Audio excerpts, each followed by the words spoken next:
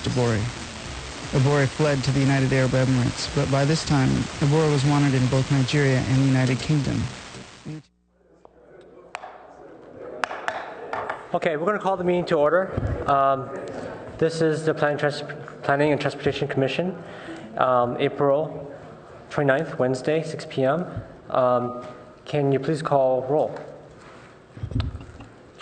Commissioner Alchak, Commissioner Downing, Vice Chair Fine, Commissioner Gardias, Commissioner Michael, Commissioner Rosenblum, Chair Tanaka, 5 present. Okay, so we're going to begin the agenda with oral communications.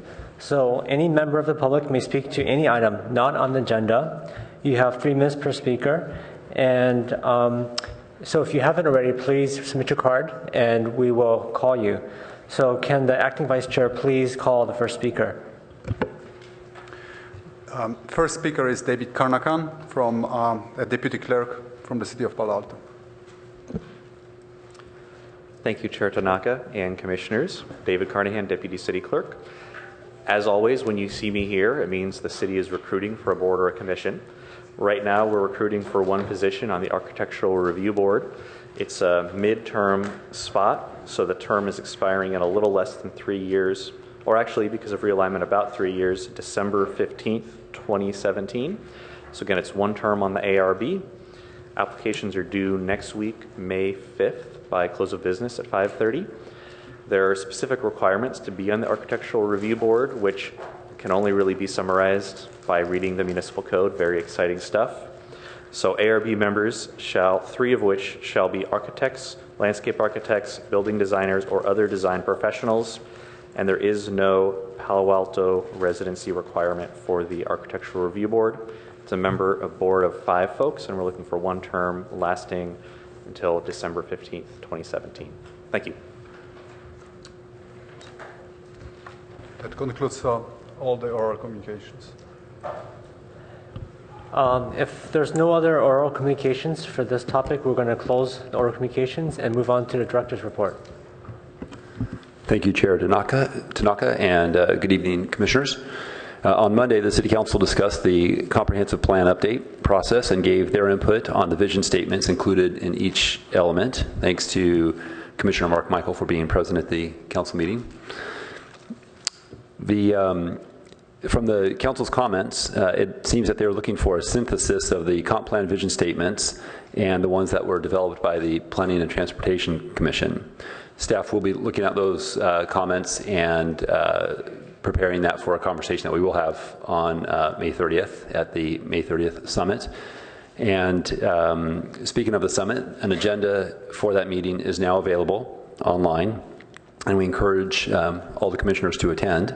We have over 300 registered guests for that event, which is intended to discuss the issues we are facing as a community and recruit people who might be interested in helping us complete the planning process for that comp plan update.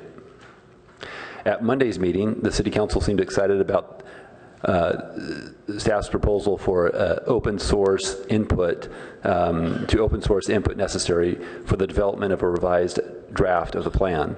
But they also requested that we establish a traditional advisory committee to help evaluate and synthesize the input that's gathered online and from members of the public. We'll provide more information to the Commission on the structure of that committee.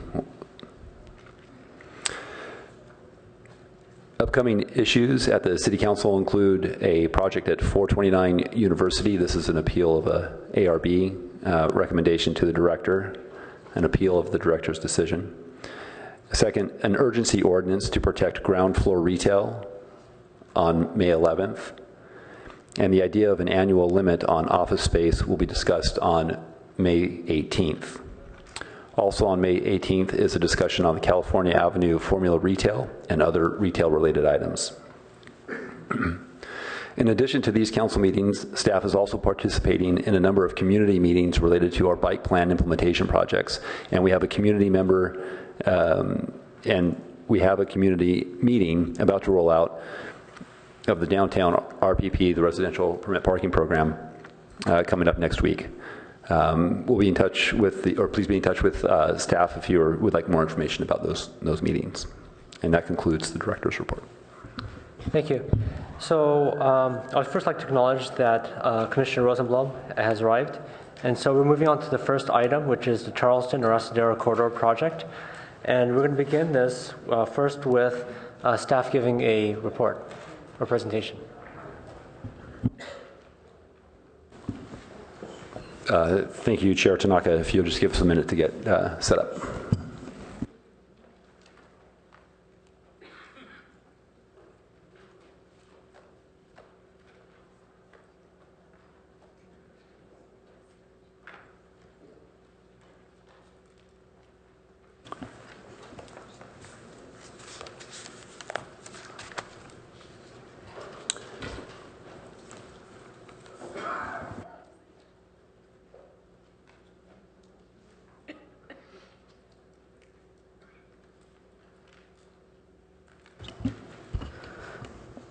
Good evening, Commissioners. My name is Holly Boyd.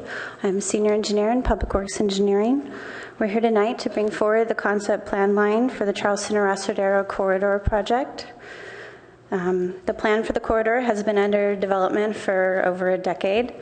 During the past year, the Public Works and Planning departments have been working together with our consultant team to move forward the last phase of the project.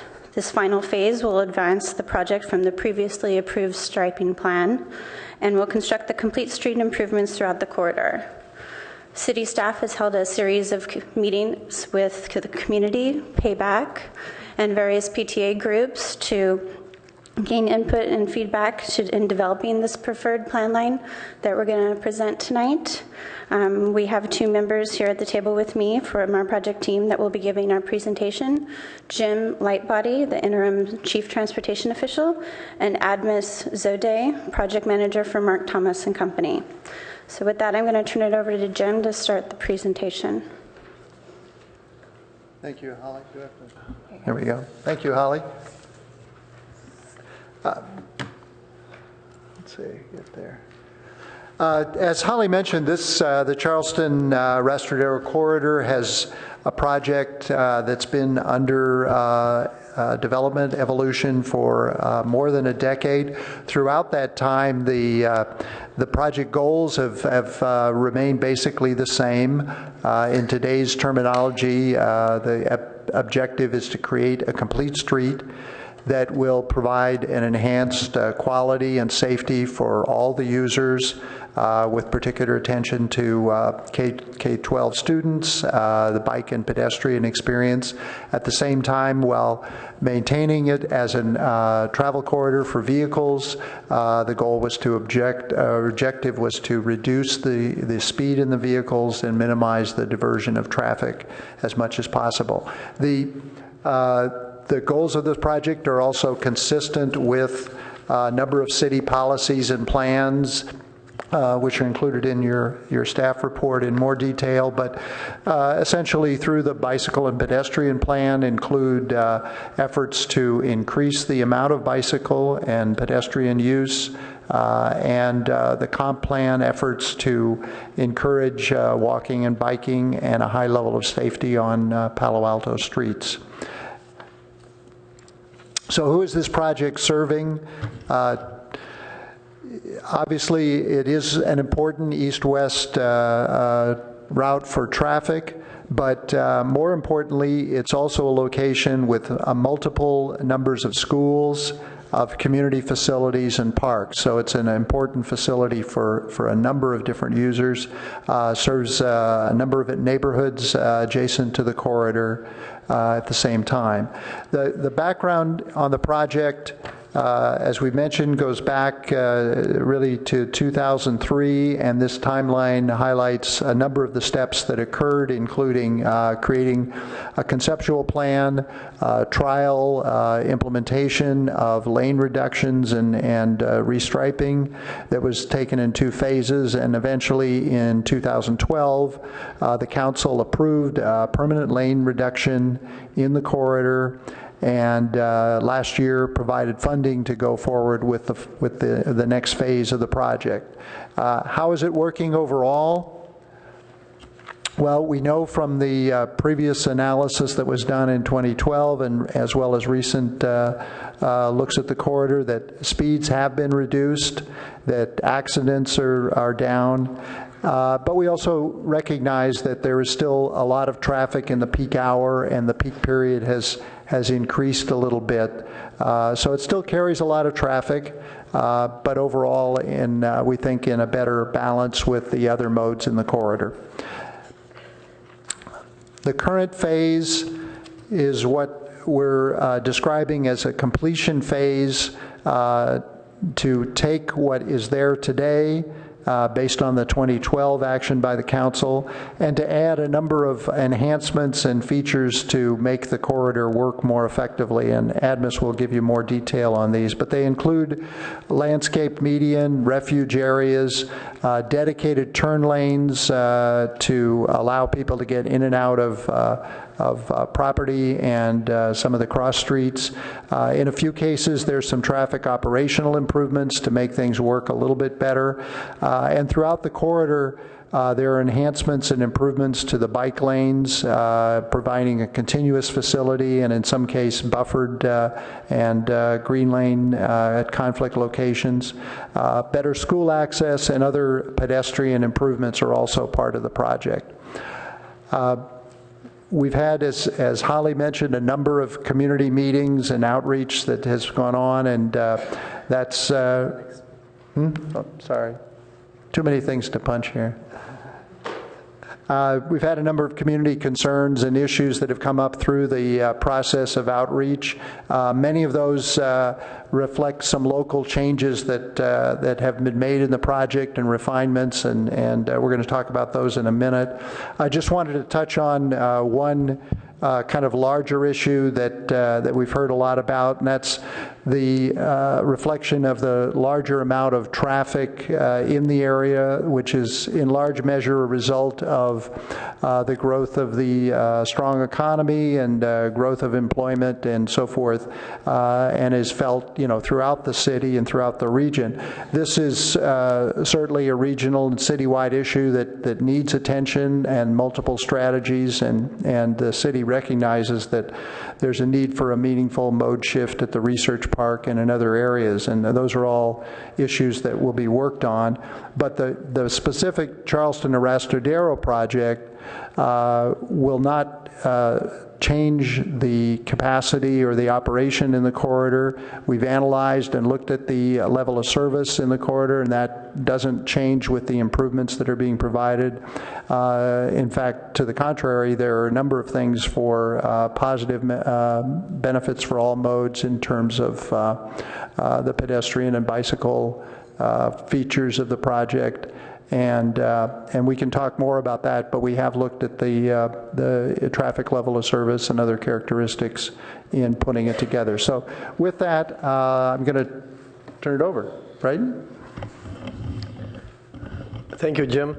I will walk you through some of the key elements of the project. It's a big project, it's a long segment, but we'll focus on some of the key areas. I'll start from the west and go east. The first one I'd like to talk about is the Gunn High School area to the Los Altos bike path. Some of the improvements that were, I'm sorry? Oh, yeah. You just did what I did. Yeah, I know. So this is the first location. On the at Gunn High School intersection, some of the improvements that we're making are, improving the access for pedestrians to cross the street in both directions across the school driveway as well as across Arrastradero. We're providing for bicyclists heading westbound to be able to wait for the signal in front of the cars in that direction, so it gets them away from the vehicles. And across Arrastradero, we're providing a bicycle crosswalk, if you will, so that bicyclists can go to the parking spaces in the Gunn High School campus from the trail that we're providing on the south side. So on the south side of Arrastradero, from this intersection to the Los Altos bike path, we have a multi-use trail that we're putting in, and that allows students coming from the Los Altos area to be able to access the Gunn High School without having to cross the street in mid-block locations. Next one is the Thurman High School area. At the Thurman High School area, some of the changes include pulling the merge back in the eastbound direction and using that space to create a right turn lane into Thurman Middle School, and allowing the bicyclists to stay on the left side of the right turning vehicles so that they have a safer place to maneuver that area. We're also, it's harder to see on these plans, but on the left side, where you see the sidewalk widening, we're also providing a ramp so student bicyclists can change mode and get on the sidewalk and walk their bikes to school if they would rather not mix with the right-turning vehicles in the travel path. And east of the intersection, you can see on the south side that we're increasing the width of the sidewalk to provide more space for students to congregate. And a little bit beyond that, we have a bus taper where the bus will be able to stop. Next location is at El Camino Real. At El Camino Real is one location where currently there are no bike lanes that cross El Camino Real. So this project will be installing new bike lanes through that area and providing a continuous bike lane from one side of the intersection to the other. We're able to do that by narrowing the sidewalk on the southwest side, and also narrowing some of the traffic lanes. At this location, we're also providing tracking through the intersection. It's a big intersection, so by providing tracking, we let bicyclists know what the safest place to be is as they cross the intersection. On the southwest corner, to discourage people that are taking a right turn through that slip lane from traveling with excessive speed, we're proposing raising the crosswalk to sidewalk level, kind of, if you will, a speed table through that slip ramp area to slow cars as they go through that right turn. And on the southeast side, we're proposing removing the pork chop island, the splitter island, and widening the sidewalk again to provide more space for pedestrians to congregate.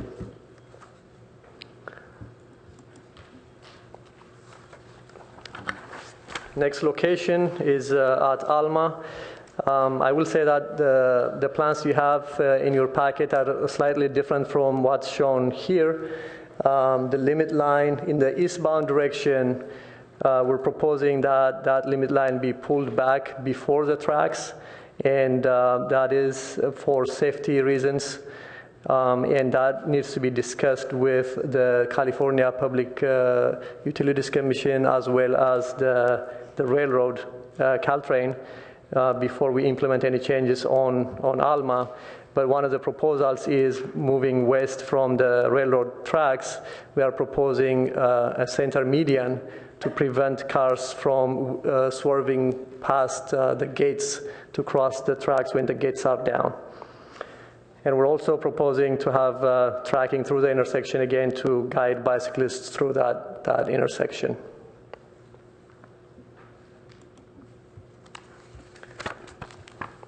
Next, I want to talk about is the area between Carlson Court and Nelson Drive. I apologize, it's difficult to see on these graphics. But one of the things that we're doing between this stretch is on east of Carlson Court on the north side, we're widening the sidewalk so that it'll serve as a two-way access for bicyclists that want to get from Carlson Court to the multi-use trail that's on the north side next to the Hoover Elementary School.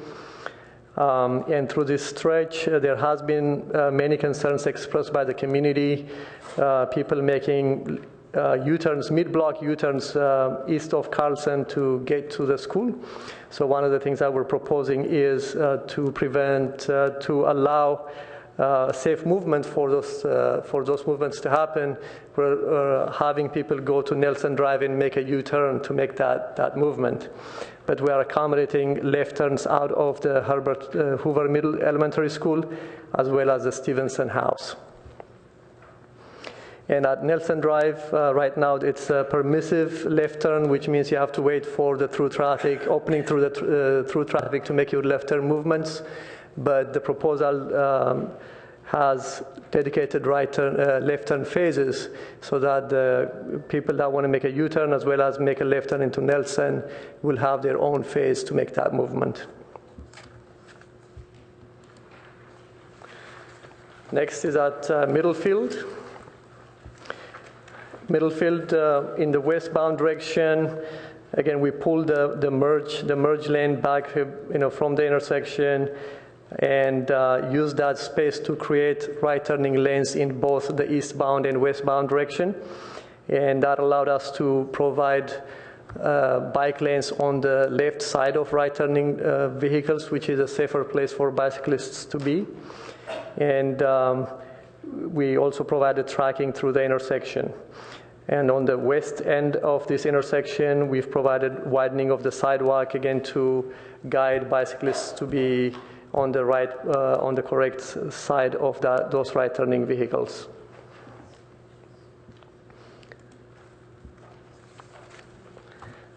Next is at Lewis Road.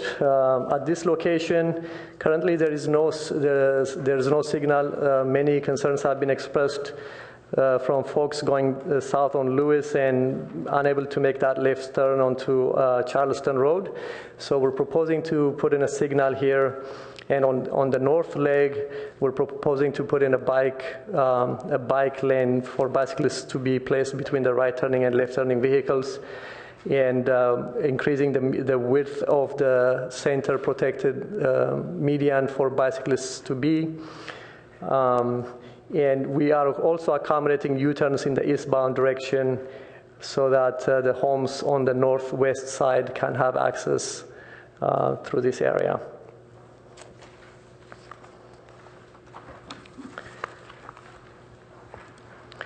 And finally at Fabian, one of the changes at Fabian is in the westbound direction, having a dedicated left turn. Actually, in both directions, there will be dedicated left turns. And in the eastbound direction, we will have a dedicated left turn lane for bicyclists as well. And on the east side of the intersection, we are putting a new crosswalk. There's no crosswalk right now, so that's a new addition with the project. So these are some of the main changes to the project. Next, what are the next steps on the project? Today we're presenting to you at the Planning and Transportation Commission. Next step would be to present this concept with any modifications that may come out of this meeting to the City Council. And then we'll also develop the landscaping concepts for the project and proceed to perform the environmental clearance as well as the final design and eventually construction of the project. And finally, some of the areas of concern expressed from the community, from the many public meetings we've had. And the first one is the increased traffic. I believe Jim has already addressed that, so I won't go into that. Some of the other points are left turn access into and out of properties. More specifically, the Young Life Preschool. Our proposal restricts left turn exit from that school, that preschool, and that has been a concern that was expressed by the preschool. Again, Stevenson House not being able to make left turns into Stevenson House, but we've tried to accommodate that by allowing U-turns at Nelson. And the same at the Unitarian Universalist Church, which is next to the senior home. Other concerns expressed by the community are unpredictable maneuvers by bicyclists, specifically student bicyclists, riding in groups, sometimes in reverse direction to traffic. And the rolled curbs on the sidewalks do contribute to that, and this project will eliminate those rolled curbs and convert them with vertical curbs. and as well as having multiple crossings, safe crossings through the corridor allows students to get to the right side of the street. So that's some of the improvements that we're putting in the project. The Alma Street and Railroad Track intersection, again, some bicycle community, the bicycle community specifically has expressed concern going eastbound on that road, being the right turning vehicles at Alma being in conflict with the through moving bicyclists. So that's a concern that has been expressed, and we'll be looking at that and discussing that with the CPUC and the Caltrain. So with that, I'll turn it back to Holly. Okay, thank you for your report. So right now we have 12 speaker cards. If anyone wishes to speak on this item, item 1, the Charleston Rasadero, now is the time to submit your cards up here. And so since we have 12 speakers, we're going to limit the time to each speaker to be 2 minutes. There will be a timer, and you'll see a light flashing red and beeping when 2 minutes are up. And the acting vice chair will read off the person that's going to be speaking plus the person following, so that we could kind of get this going in a pipeline manner. So if you hear your name come up and you'll be the next speaker, just step up to, or maybe sit behind the speaker so that you're ready to roll. Okay, Vice Chair, please. Thank you. First speaker is Andrew Voltmer, followed by Leonard Ortolano.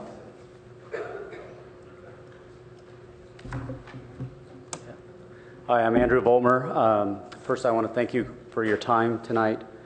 Sorry, get real close. I remind myself that I bought my house way back in 1999 at the corner of El Capitan and Nelson, which is, I would say, literally 50 feet from the light there. I can see it from my kitchen. At that point, the street was 2 lanes both directions, and one of my first experiences with the street was seeing a car running, I would guess, 45 miles an hour out of control through the neighbor's yard and taking out a fence.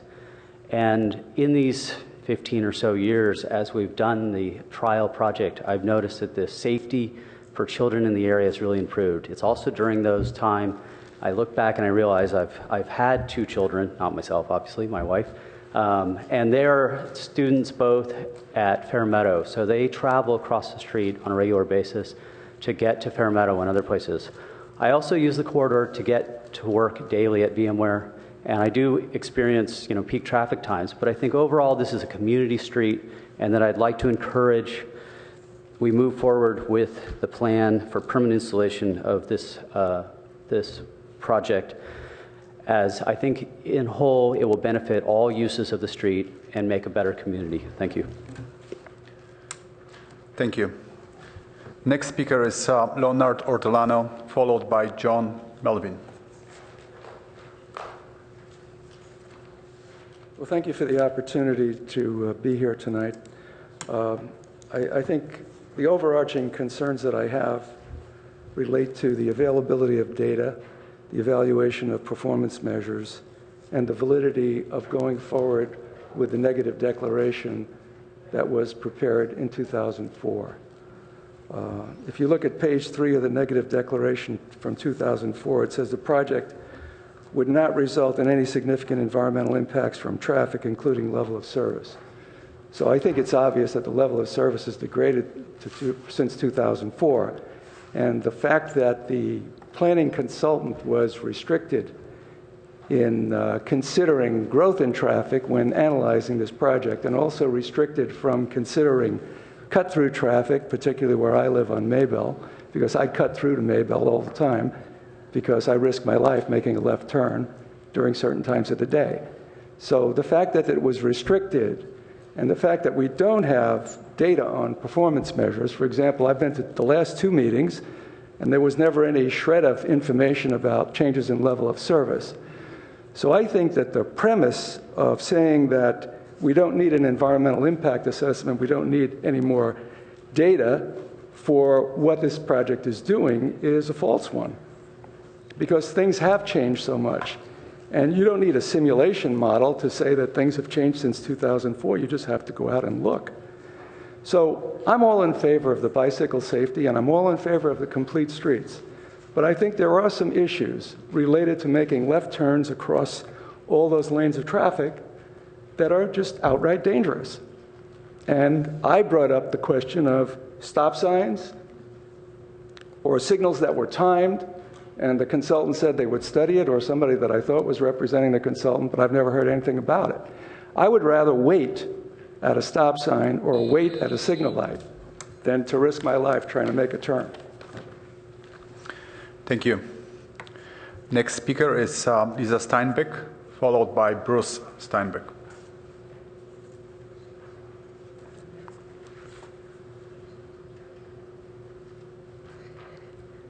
Good evening. I'm Lisa Steinbeck. I'm living in Green Meadow.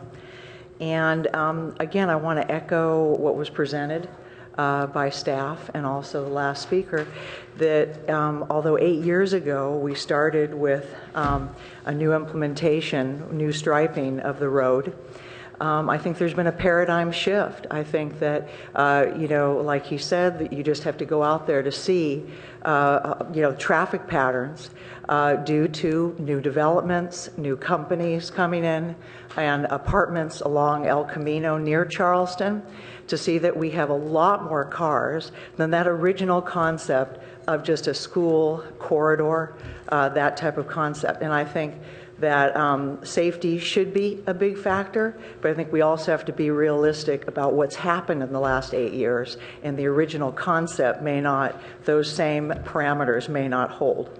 I wanted to bring up a couple of things in the design, a couple of concerns. Number one, the signal at Lewis was not part of our pilot. It is a brand new signal with timing that we don't exactly know. And I also wanted to ask if, I couldn't determine it from the pictures, whether when it's a non-pedestrian crossing, would the eastbound traffic also be stopped, or whether they could continue, since the cars going eastbound out of Lewis have their own dedicated lane. That was a question. Also, from San Antonio, we still have the double right turn from San Antonio coming on to Charleston, coming from 101. And so then those cars then merge into a single lane, because that's been narrowed if they're going straight. And so those westbound cars are in a single file, and then of course we've added the Lewis signal, and I'm just a little concerned about cars lining up there, not having enough space, and creating a long line of cars, which we see in the other direction in single file. The last thing I want to mention was that single file, again, going westbound, as the single line of cars pass through Lewis, the signal there, and continue on, they still have to, again, they're in a single line, so you've got a longer line of cars at peak times, and they need, since there's only one lane at Middlefield that will allow you to go straight, and if you want to make a left or right turn, you have to then you need to be close enough to get into your dedicated left or dedicated right turn lane. I'm concerned again there about the flow of getting to those dedicated left or right turn lanes and a backup ensuing there. So those are some of the concerns that I have, and again, appreciate being heard here tonight. Thank you. Thank you. I think we omitted John Melvin. Sorry for this. Bruce Steinbeck will be next. John Melvin. Yeah, I have a concern that medium on East Charleston Road that has those 2 yellow stripes in it, or red stripes. People drive down those doing 45, 50 miles an hour all the time. They're not supposed to be in it. Why haven't you put up a barrier? I live in Charleston, by right across from Wright Place. When I try to turn into my driveway, I almost get hit by those people coming down. But that was supposed to be taken care of a long time ago, and you have not done anything about it. The one I see now is that the same problem is going to continue with the people going down. You're going to have 2 lanes all the way down East Charleston on one side and one on the other? Is that what it is? It sure looks like that to me on the map.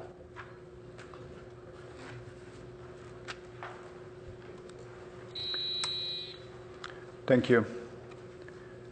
Bruce Steinbeck, followed by Richard Cassell. Hi, I'm Bruce Steinbach, and I'd like to preface by saying that there's a lot of talk about safety, and it's definitely very important, but I'm reminded of a computer science professor of mine who said it's easy to create a system that's 100% safe. The problem is it's also 100% unusable, and I just want to make sure that is taken into account. And I've seen the plan, and I can see that there's a lot of intelligence put into it, but I think there are also a lot of unintentional consequences, and I'd like to speak to a few of them. For example, if you look at the Piazza Shopping Center, actually if you look at slide, I think it's 15, you will see 5 cars trying to get out of Piazza Shopping Center, trying to turn onto Charleston. And that will probably be made worse by this because there will now be an extra lane for them to have to cross, since there's an extra now right turn lane in addition to the 2 through lanes and the left turn lane. So that really should be looked at. In addition, I noticed today that there was problems going the westbound on that section that it backs up because of the Nelson light. And I worry about that because we're losing the merge lane. So in general, I think that it's very important that we worry about and consider the unintentional consequences of some of the changes that are being done here. Thank you. Thank you. George Cassell, followed by Jim Yurkovich. I'm Richard Castle. What I was concerned about was what I consider the bait and switch that we had. That is, the city council, we striped the lanes, we went to the city council, we approved it, and then after all of that's done in the first sections that they produced on what was going to happen was fine, and then all of a sudden the switch, in which case the left turn turns at Stevenson House and the Unitarian Church are removed. And it's all based on safety. Well, we've been making that turn for 50 years with that left-hand turn. And as far as I know, no one has ever complained about it being unsafe. Now, the problem is that you have senior citizens in Stevenson House. That's what it is. It's a senior citizen complex. And you're going to make them go up to Nelson to make a U-turn to get to Stevenson House. And even worse, to get out of Stevenson House, you're going to make them go through a small corridor that is very tight, comes vertically out of there, cross the lane, and then go between 2 barriers, which is, again, going to be very difficult for senior citizens. And that barrier, I'm afraid, is going to really be a problem because I don't see how trucks will ever make it that way, which means they'll have to go the other way, and they'll have to go through the neighborhoods to actually turn around. So it's going to end up, as far as I'm concerned, to be a real problem if you do that. Now, obviously, the reason for this is because some of the people delivering their kids to school make an illegal left turn. And I know they shouldn't be making an illegal left turn, but maybe that solution should simply be a no U-turn sign rather than making all this inconvenience for all the senior citizens. And they also, in your evaluation, said there are lots of places to make U-turns. I defy you to find all those places. Thank you very much. Jim Yurkovich, followed by Lini Melena. Good evening. My name is Jim Jerkovich. I live in the Green Acres neighborhood next to Gunn High School, so I'm going to relate my experience to this project since its inception, having lived in the neighborhood and commute in that neighborhood. So what I've noticed is, in particular, how much growth in traffic or congestion of traffic has occurred along the Rasadero corridor as well as the neighboring streets, and in particular the Maybell Avenue corridor. As you might remember, during Measure D, that was a big topic of concern, is the traffic that now flows along that street because Rasadero has been so backed up, that I think that this plan where we've limited the lanes of traffic along Arastadero has really caused traffic to shift into the neighborhoods, and that doesn't achieve the goals. It seems like the plan that was presented tonight doesn't really address the concerns of the neighboring community about how we're going to handle the current traffic load as well as increased traffic load along that street. It seems like we're not meeting the goals of handling the increased traffic and what occurs, and I really believe that the result sometimes may not be some of the safety goals that you're attempting to achieve, and that I think, at least what I've seen by experience, is some more aggressive driving occurring in that area, in particular, along the Maybell or the Wilmar Street, which I live on, or Georgia, which abuts to the high school, which carries some of the student drivers going there. They speed along those streets just to make it on time because they've been slowed down so much by the Arastadero corridor that we see some of that. We see people on El Camino and Arastadero running the red light constantly during these peak traffic hours, which is really risky, and we see people backed up on there. So my recommendation is to not go forward with permanent medians, but really consider how traffic is being affected in that neighborhood. Thank you. Lini Melena, followed by Cheryl Illistein. Good evening, Commissioners. My name's Lenny Molina, and I live in Barron Park. And I've been following the planning and development of the plans for Charleston Arastadero since about 2007. Initially as a representative of the Barron Park Association to the stakeholder group, and then more recently because I believe it is such an important project. I urge you to recommend approval of the concept plans tonight. We are in the home stretch of a project that has been thoroughly vetted by the community and approved by the City Council. It started with an idea to make the corridor safer for all users, evolved into a study that evaluated alternative lane layouts, and was implemented in a trial which has little by little worked out the problem areas. Already we see the results from this and other changes. The number of students bicycling to Gunn has increased dramatically since my kids were there in the 1990s. Imagine what Arastadero traffic would be like if all of the present-day bicyclists were driving or being driven as they were in the past. Let's get this project built. Thank you.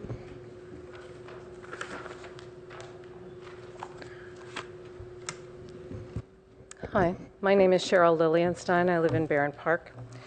And during rush hour, it took my son a half an hour to get from the exit on 280 and Arastadero to our house, which I think is about 3.8 miles. The problem was that there was a backup on Arastadero Road because there was only one lane heading in the eastward direction. This happens frequently to people trying to get through Arastadero. So while I understand that it's important to have so-called complete streets, these streets are not complete if cars can't pass.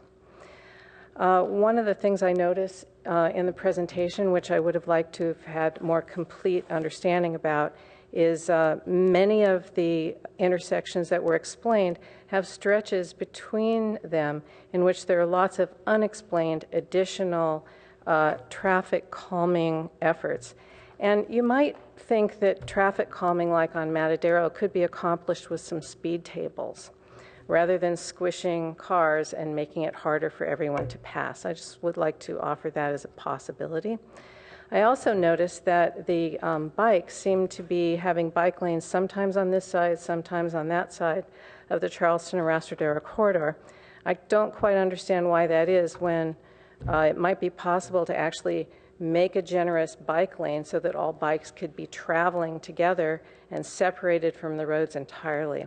So while I'm not a traffic engineer, obviously, I would like to see a little bit more explanation of all the stretches and all the places where it looks like changes will be made that are not there now, that will inhibit cars either turning right or left or having to turn around. And basically, I want to see a complete street that is complete in its acceptance that cars have to pass through. Otherwise, we might as well put blockades on each side of the street and say only bikes and residents can go here, and maybe that will be the solution. Thank you.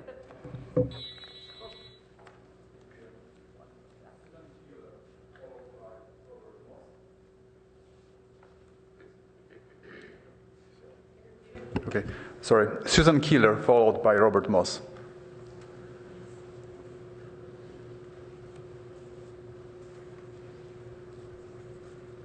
Hi, my name is Suzanne Keene, and I've lived in the area over 40 years.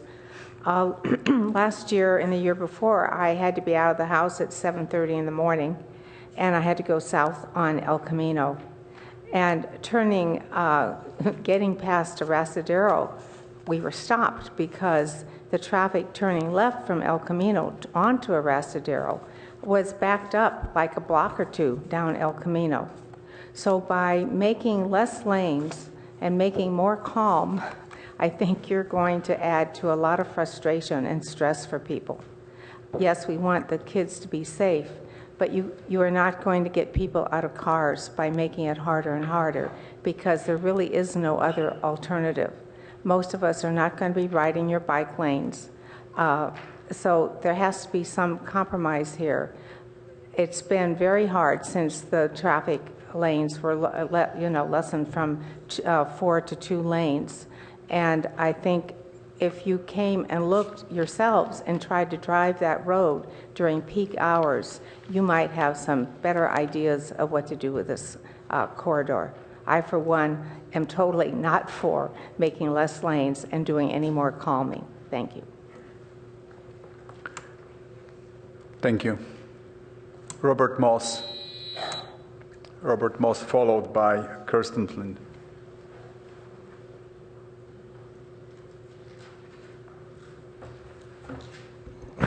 Thank you, Commissioners.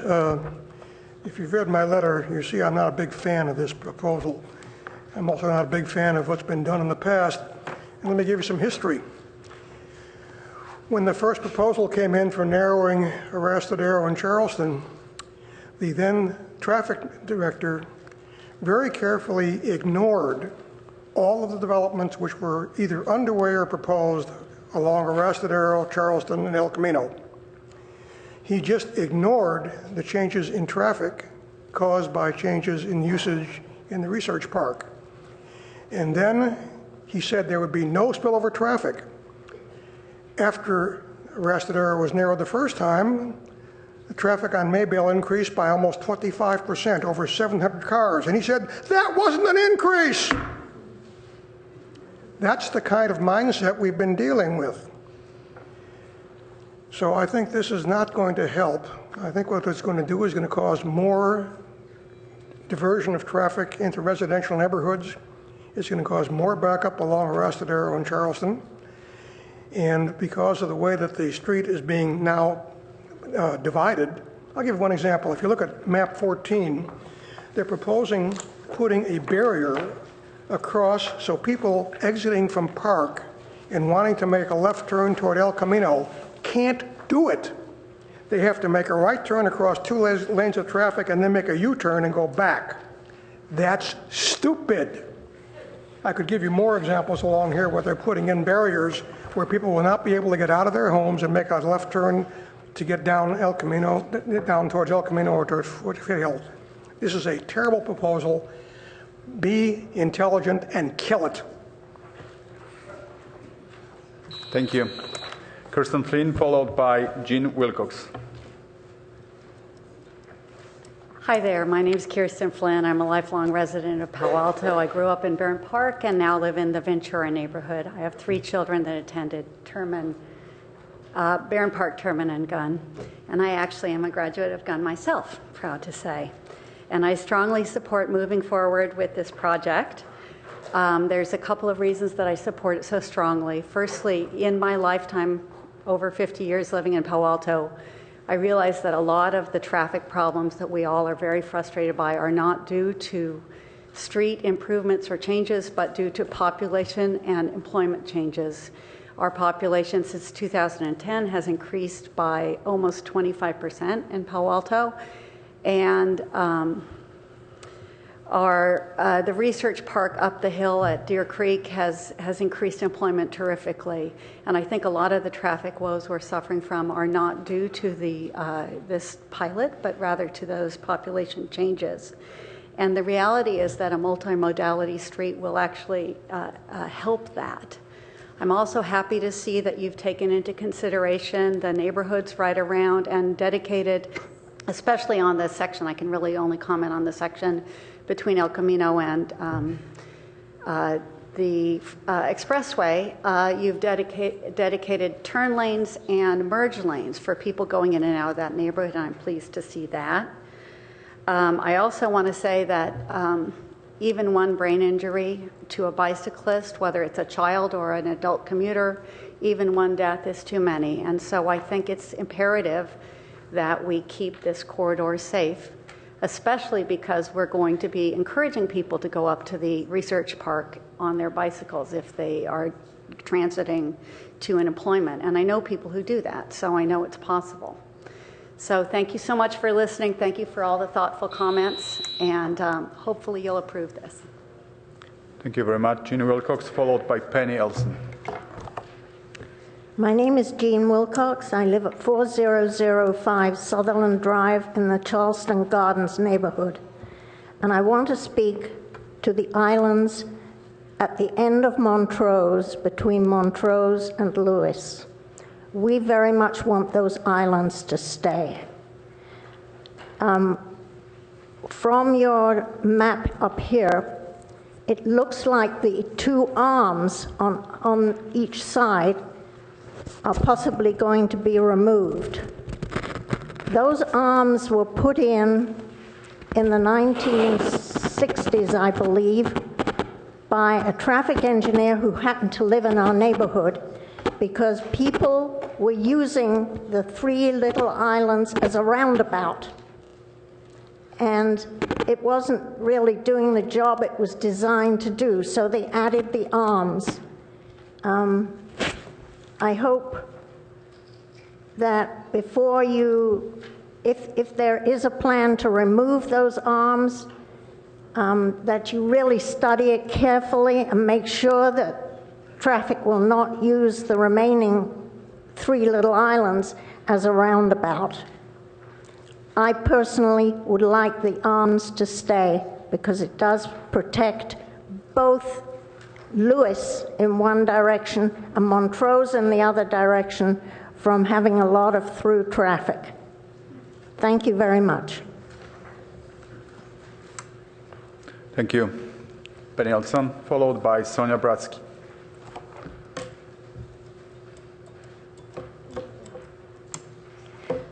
Good evening. I'm Penny Elson, 513 El Capitan Place. I live about a block from the corridor, and I'm here to encourage you to recommend approval of the concept plan lines. I'm going to skip over a lot of my presentation because staff has done a really great job, I think, reviewing the history and the reasons why we did this. But I want to just point you really quickly to how many different facilities this road serves: schools, parks, libraries, several community centers, 2 senior housing facilities, 2 shopping centers, lots of great stuff along the corridor. So safety really is a key concern here. You've heard a lot of the history, but I just want to remind you that back in 2002, the development proposals in the pipeline exceeded comp plan estimates by 460%. And you did hear something tonight that's not quite correct. In fact, when staff developed the striping trial, the computer model simulations that they did actually did include projections for the Mayfield Agreement projects in the research park. I'm going to skip over some of this, but I do want to get to one of the successful parts of the plan is it has succeeded in reducing the highest speeds. The 85th percentile speeds are now down into an area that is more acceptable for a school commute corridor, and that's important because studies show us that a pedestrian is nearly twice as likely to be killed by a vehicle moving 35 miles per hour than a vehicle moving 28. And we formerly had a pretty fast-moving street in the afternoons. Collisions are down, and our bike counts are up at schools across the corridor. The rate of our injury accidents per vehicle miles traveled are already down. But we haven't installed the primary safety improvements yet. And I just want to point out that there was severe congestion before the trial, which is documented in this photograph. Thank you. Thank you.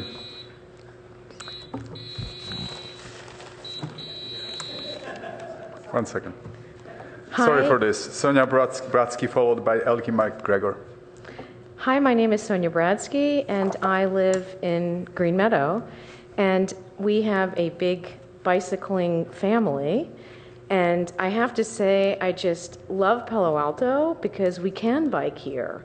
And I'm hoping that you will, I recommend that you approve this Charleston Arrostadero plan line concept so that it continues to be safe for our family. I have 3 children. 2 of them are commuting to Gunn, and 1 is commuting to JLS. And we are all, and my husband, all 5 of us are biking every day. And I really appreciate the corridor being as safe as possible. And with this improvement, it has now slowed down the traffic, and it's way safer for us to bike up and down Arrostadero. And I really feel that it's so nice to get out of the cars and being able to see the neighbors. You know, when you're walking and bicycling, it's way more social than being in your car. And it makes for a very nice community. So please approve this plan. Thank you so much. Thank you. Elke McGregor, followed by Robert Neff. Hi, my name is Elke McGregor. I live on Roosevelt Circle. Been here for 17 years. Appreciate the opportunity to talk tonight. My husband and family, kids bike to school. My husband bikes to work. My husband and I use that corridor 2 to 3 times a week to bike up into the hills, not as students, but as cyclists. We rode and mountain bike, and we go up that corridor, like I said, 2 to 3 times a week. We really appreciate that road. We appreciated the traffic calming there, and appreciated how easy it is to use a corridor where cars are going slow enough that you feel safe on the road. So I'd like to encourage you to, obviously, to push this project forward. I'm going to finish up what Penny was going to say. This project is going to provide a continuous bike lane the entire length of the corridor, including the problematic El Camino Real intersection, where there's presently a gap in the bike lane. I got to say, I would love to have that gap filled as well. Crossing El Camino is a little scary. Landscape median islands will beautify the corridor, but they're also going to provide new medians. The new medians will provide significant additional safety for all road users. For people who drive, dedicated turn lanes will control turning movements and lane changing, and project left-turning vehicles from rear end and broadside collisions. The current paint striping provides no pedestrian refuge, little traffic smoothing effect, no bulb out benefits, no physical separation of vehicles between each other, and people who are walking and bicycling at potential conflict points. The planned hardscape will provide these important safety benefits. Alternative migration projects have been exhaustively tried, studied, and reviewed. The CA plan, though controversial, has received repeated unanimous approval in all of its various phases. Though it's not perfect, this plan is the best solution to accommodate increasing auto traffic volumes while creating safer conditions for the people who must drive, walk, and bike on this street, especially large numbers of school-bound children. Thanks very much. Thank you. Robert Neff, followed by Peggy Kraft. Hi, I'm Robert Neff. I live on Emerson Street near Loma Verde, and I've been traveling down Arrostadero Road for about 17 years as a bike commuter. And when I started out, I was more aggressive and I was taking the lane, and eventually I decided the best thing to do was to get on the sidewalk when I got to El Camino Real. With the improvements, the last round of improvements, it got to be a little bit more comfortable near El Camino, and so now I'm more often in the street and less often on the sidewalk. But I'm really thrilled, absolutely thrilled to see the improvement to add bike lanes all the way across the corridor across El Camino Real. That will greatly reduce my stress and reduce everyone's stress going through there and make it a more useful corridor. Also, the new bike lanes between Fabian and San Antonio will have some of the same effect and give us the opportunity to have bike lanes that extend all the way to Orchard Supply Hardware in Mountain View, and so it'll be a more comfortable trip to make, without having to revert to the sidewalk. I encourage you to pass this plan. Thank you. Peggy Kraft, followed by Mila Zelka. Hi, my name is Peggy Kraft. I live just off of Charleston on Mumford Place. Been there about 20 years and have been a supporter of this program and this plan since its inception.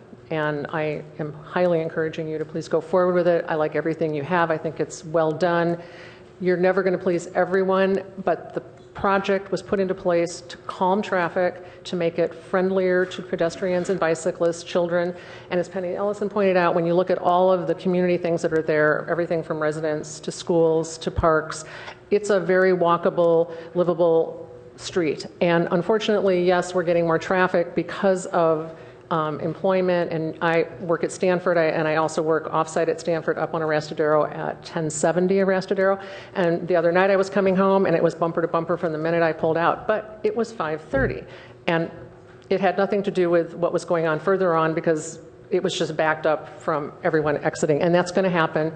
And I was happy to go slowly, and I was happy that the cars were going slowly, that people were biking next to me.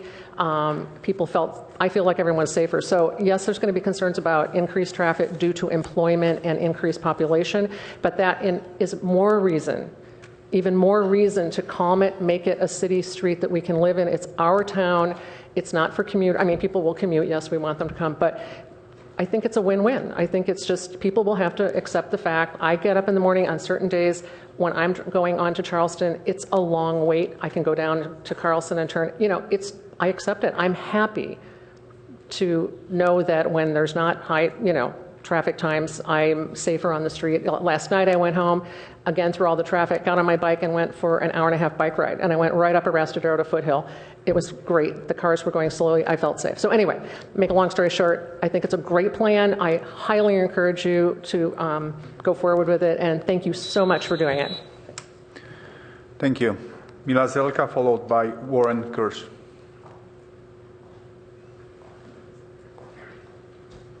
Hello, Mila Zelka. I'm a resident on Redwood Circle, which is my house is one block off of the corridor. And I'm born and raised in Palo Alto, went to Gone, rode my bike all and up the Charleston Road my whole life. And now my kids do a lot of biking in the neighborhood. We're actually congregants at the Unitarian Church. And I really support you guys approving this plan as it is right now. I went to the community meeting and was really pleased with the proposals that were put in front of the community. I have a bunch of different things that are really, a bunch of different ideas that I think would be great that I saw, but the ones that are in my neighborhood would really impact me and my family. I would be fine going a few extra yards to do a U-turn to get into my church if I drive from other parts of the city. And with all due respect, if folks have a hard time making that turn, I question driver safety there, because I think this idea that, yes, we should have safety for our kids, but that's just not a good way to start an argument. I think for me, the safety of my family and other kids in my neighborhood and myself as a pedestrian is paramount. Thank you. Thank you. Warren Kirsch, followed by Elizabeth Alexis. Thank you, commissioners, for holding this hearing. I don't envy you, having to make this decision. It's a very tough one. My name is Warren Kirsch. I live on Donald Drive, 4161 Donald Drive, a block off of Arastadero Road. The comments I'm going to make are mostly about the Arastadero Road part of the project. I've lived in Palo Alto for over 50 years. I've owned the property on Donald Drive for over 40. My wife, Linda, has worked at Gunn High School in Palo Alto for over 20 years. So we're very familiar with the neighborhood. The issue, as I see it, is peak traffic. In the morning, traffic cuts through, Arastadero Road is clogged. Traffic cuts through Maybell Avenue, Donald Drive, cuts through residential neighborhoods. Things are so bad now that I have to back my car into the driveway in the evening to be able to get out onto Donald Drive in the morning. Think about that. A residential neighborhood, I have to back my car to the driveway to get out. What I would suggest is you take a hard look at how you can eliminate or slow down residential cut-through traffic. Bicycles going down Maybell and Donald and cars do not mix well. You've got drivers who are late for work. You've got bicyclists who are late for school. They all do stupid things. If you need to see how stupid they are, stand at the corner of El Camino and Arrastradero Road and watch the number of people who go through red left turn lights in order to get onto Arrastradero in the morning. Thank you. Thank you. Elizabeth Alexis, followed by Diane Chambers.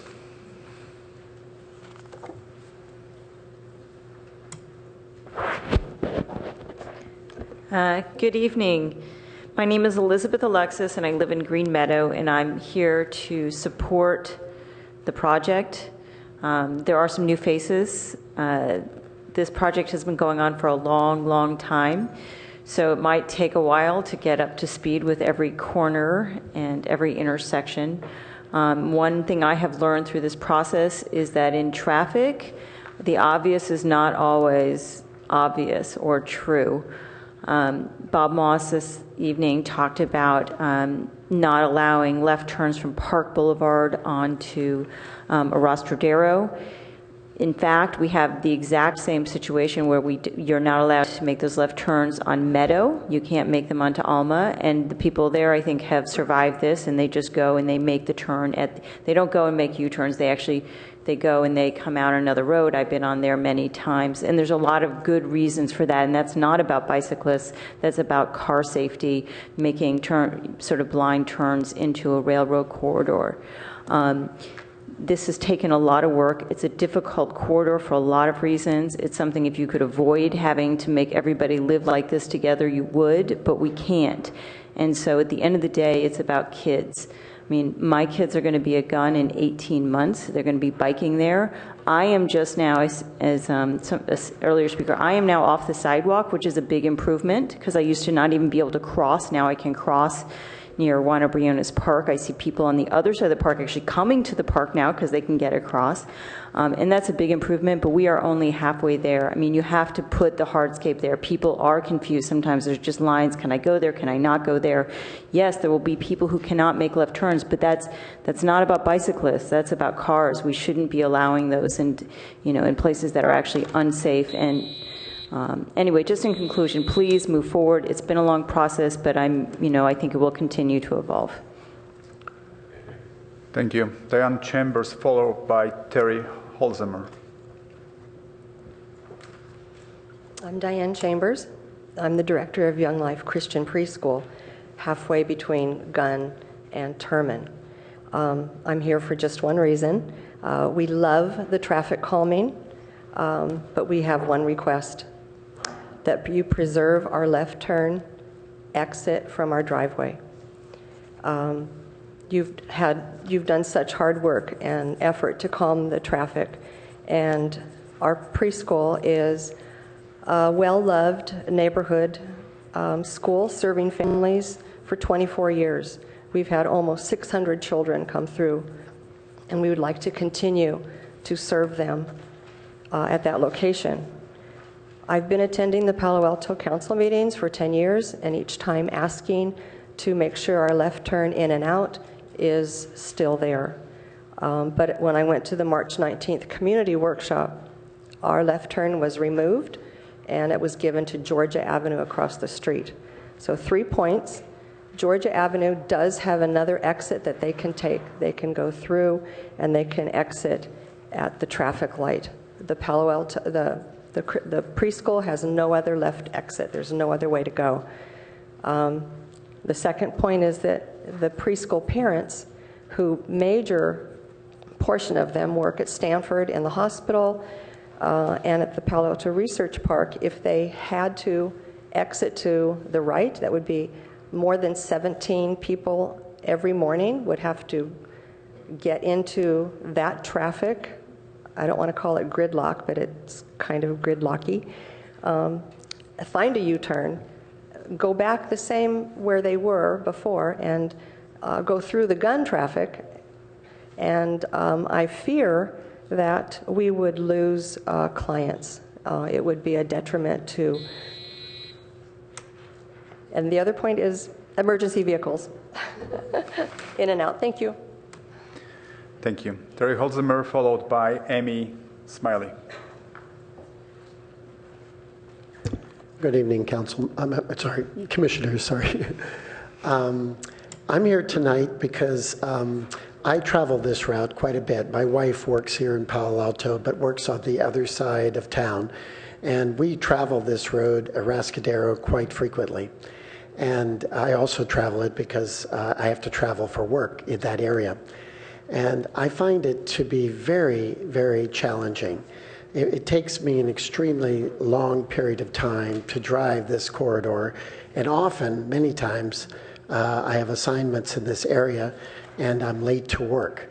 And I would like to see some, and I don't know if I'm sure you may have thought of this before, but in some way separating the bicycle traffic from the cars. And I mean, finding a different path that would be suitable for bicycles. I know at Gunn High School, for example, I know there's back trails that lead into the school area, and I think that those areas should be utilized at a greater degree than putting them together with cars. I think the more times you put cars and bicycles together, the greater the danger, and the greater possibility for something to happen. And I would hope that something could be done to figure out a way to separate them. And people say, well, we can't do anything about it. We can't separate them. They just have to live with each other. Well, the problem is when you have a $3,000 vehicle, 3,000-pound vehicle, and a vehicle that weighs 150 pounds, a bike or less, things are going to happen, and bad things usually, especially for the bicyclists. So I would recommend a different path, a different direction. Thank you. Thank you. Amy Smiley, followed by Kathleen Eisenhardt. Hi. My name's Amy Smiley, and I'm a resident of the Greater Miranda neighborhood. So I grew up in Los Altos. I've lived in Palo Alto since 1988. I have 3 children who bike to school while they were at Gunn. Arrastradero is the only way in and out of my neighborhood. It's my only way to get to my neighborhood. It's my only way to get out. And I would like to encourage you to really reconsider making this a permanent plan. I think I'd like to submit to you, especially as traffic specialists, that there are other ways to reduce the speed on a road without choking the capacity down so that it can't handle the traffic load that it's getting at peak periods. I also would submit that traffic is still very fast when it's not choked on Arrastradero. So I think there would have been easier solutions, such as having signals maybe go red when people are approaching them too fast, better policing. I know there was an issue with the top speed. So bottom line there, I'd rather you not make it permanent. And just today there was a truck involved in a construction project on Arrastradero near the Los Altos bike path, parked in the median. If you concrete those medians, big vehicles like that need to do project work and construction will have nowhere to go but in the traffic lane. So I'd like to see some consideration given to where buses are stopping. Maybe you already have, I just didn't see that discussed but there's buses that stop in front of Gunn and Terman, and the laning would be significant if there's only one lane. That's it. Thank you very much.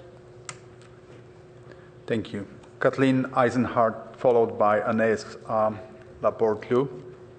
I'm Kathy Eisenhardt. I live on Donald Drive, which is a block away from the Arrastradero corridor. I don't have much to say about Charleston, but I do have things to say about Arrastradero. There have been comments about safety. I think the road is less safe than it was before we went to the current configuration. The reason is that people are lane changing from 2 lanes to 1 lane back to 2 lanes. And in that change, there are a lot of opportunities for people to hit each other. And I personally feel like I've been in a lot more near misses than I ever was before when we all stayed in the same lane. So I think safety isn't just about going slower. It's also about not having to change lanes. And changing lanes is dangerous. Second point is the congestion is difficult. And it's not just at the commute times. It's there are more times than that it's difficult. And to echo what Warren said, the cut-through is a problem. The cut-through on Georgia is a problem at this point, as well as to some extent on Donald.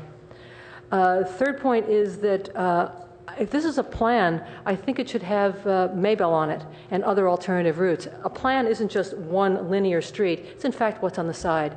And I think looking smartly at bicycle safety and perhaps including Maybell more in the solution might be really the way to go, rather than pretending that Maybell doesn't exist and then treating it as a separate plan. And then final point is not every street in Palo Alto can be a country lane. There have to be thoroughfares like Oregon, like Embarcadero, and like Arastradero. We can't pretend that VMware doesn't exist. We can't pretend that the high school isn't there. We need thoroughfares, and you can't cut out the major thoroughfare in the southern part of the town. It's crazy. Put the bike traffic on the side streets. Thanks. Thank you. Anaïs Laborde-Lou. Hi, I'm Anaïs Laborde-Lou, and I am a Hoover elementary parent. I have 3 boys. And I just also want to state that the PTA at Hoover Elementary does support this plan, and I too support this plan. The main reason why I do is especially between the areas between Hoover and to Nelson Drive, the fact that, there's been so many near misses at that time. Being the safety traffic representative there, I do see a lot of potential accidents because you're not there. Everyone's making U-turns, near misses. It's just chaos during peak traffic time. And pushing the U-turn traffic light at Nelson, I think, will also help, but also preventing the folks that are making all those U-turns will possibly cause prevent lots of accidents. That's it. Thanks. Thank you. So that was our final public speaker. Seeing that we have no other cards that have been submitted, we're going to close this part of the public hearing. And so let me talk about how the agenda is going to work for the rest of this item. So what we're going to do is we're going to start off with some Q&A from the commission. So basically everyone will have 1 minute to ask questions. And I encourage folks to build off each other's questions.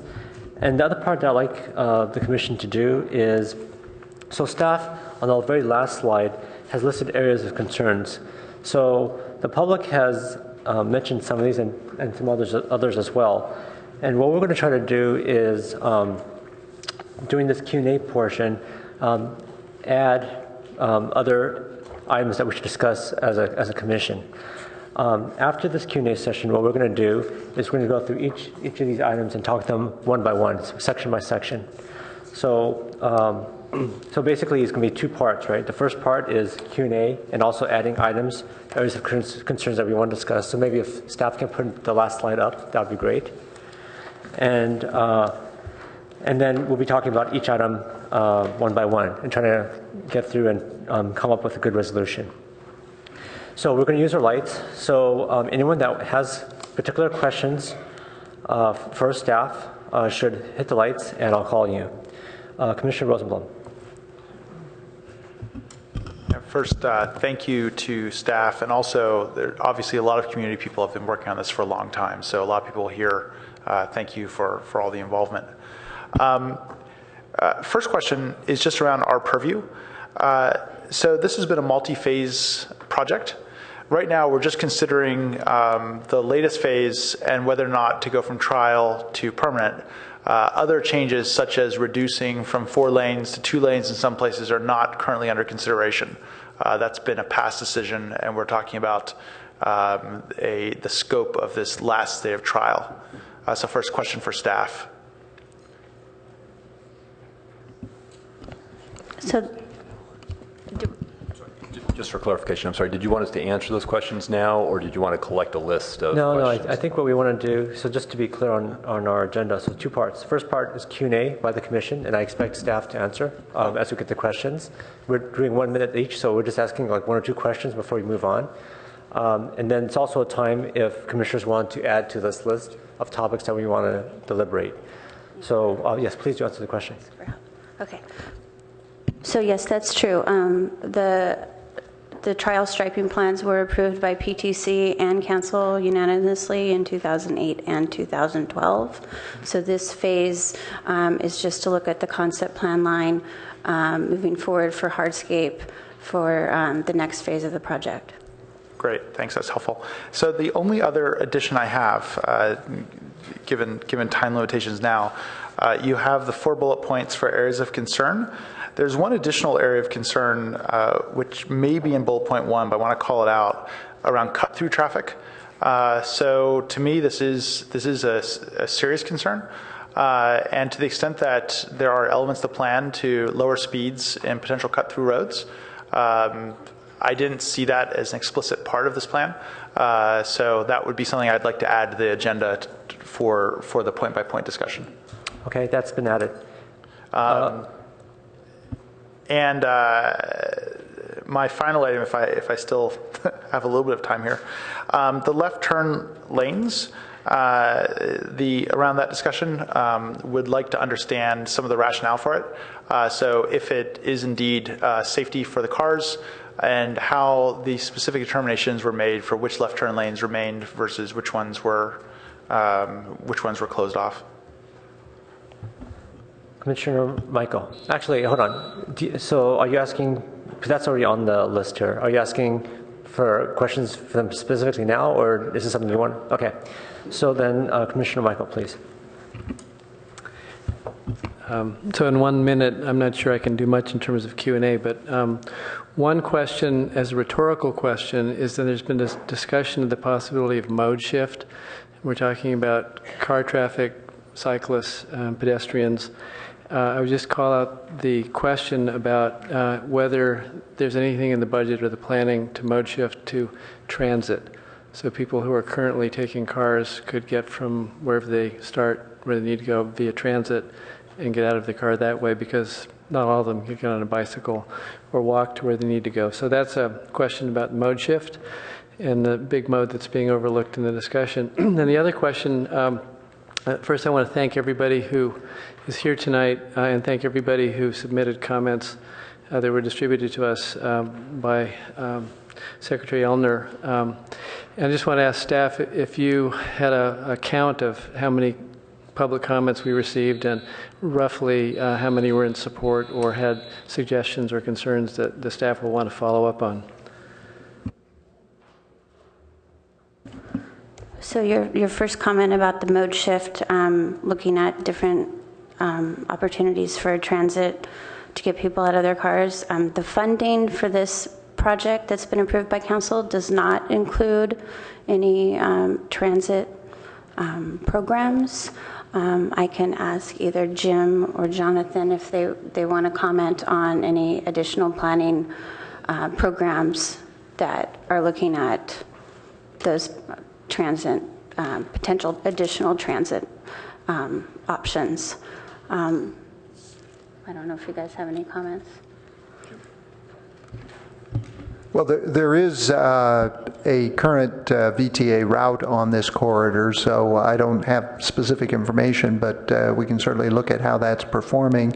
And we're hoping to have additional discussions with VTA about transit service in the city to look at. So it certainly would be part of the thinking going forward. So then to answer your other question, we received your email inquiring about this issue. So we did respond as of 2 o'clock.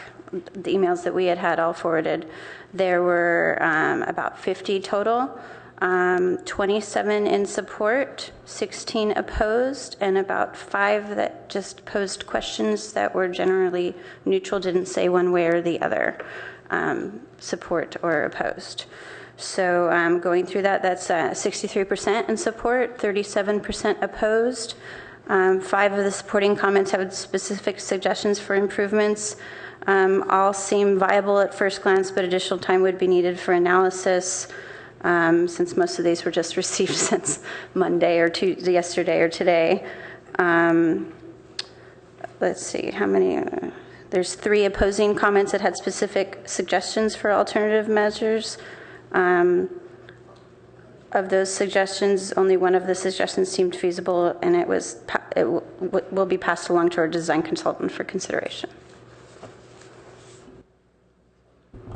I see no other lights from commissioners on questions. Does anyone else have questions? Commissioner Alchuk? I'd like staff to illuminate for me if succinctly, hopefully, what would the process involve if a block of residents wished to investigate the option of adding a speed bump on their street? Is that, I raised that question here because we heard people talk about the streets surrounding this thoroughfare, and I want to shed some light on what options they have as a group to coordinate potential mitigating options for the cut-through traffic. So I'm just going to respond I know Maybell was brought up a lot. There was a recent concept plan line that went through, I think, PTC in December, and then council in January that included speed tables as a proposal. I'm not positive of what the process is to acquire, and obtain a speed table or hump on your street. We can either ask Jim or Raphael about the process of how to go about getting that. Yeah, I'm just generally curious if that's even feasible. If there was 10 homes on a given block and they felt like they were in an unsafe situation, they wanted to slow down traffic on their street, is there a process by which they could apply for multiple or speed bumps and address that issue? Hi, Jessica Sullivan, Transportation Planning Manager. So there is a process by which residents can petition. There's a petition form, and 50% of the homes need to sign the form on the street, and then we do speed surveys to verify the validity of the request. And then also to support what Holly was saying, the Georgia Maybell Bike Boulevard does have speed bumps that are part of the proposed concept plan line. Thank you. Just one last question. Is there a fee associated with that form? A fee for the petition? Yeah. No, not that I'm aware of. Okay, just checking.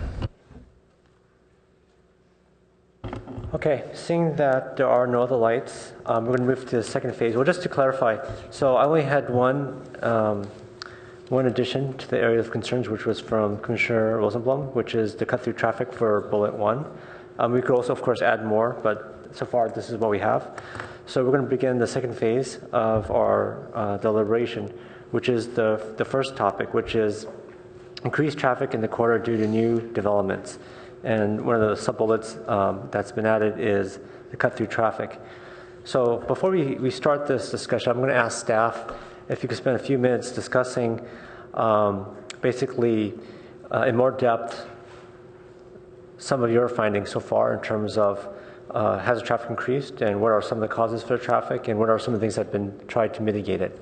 And this will launch us into our discussion about how do we try to mitigate some of these impacts, if there are impacts. So staff, why don't you just say a few words on this topic? Okay, I'll just start by saying a complete traffic analysis was done by the previous chief transportation official when the trials were approved in 2012. They did a traffic count along the corridor, and they also did measure the Maybell kind of a cut-through traffic to see what effect it had. So those are documented in previous staff reports from 2012. We did do last year traffic counts as part of most of the bicycle projects that are being proposed. We did it along Charleston. We checked against the 2012 data that's very similar for the vehicular counts.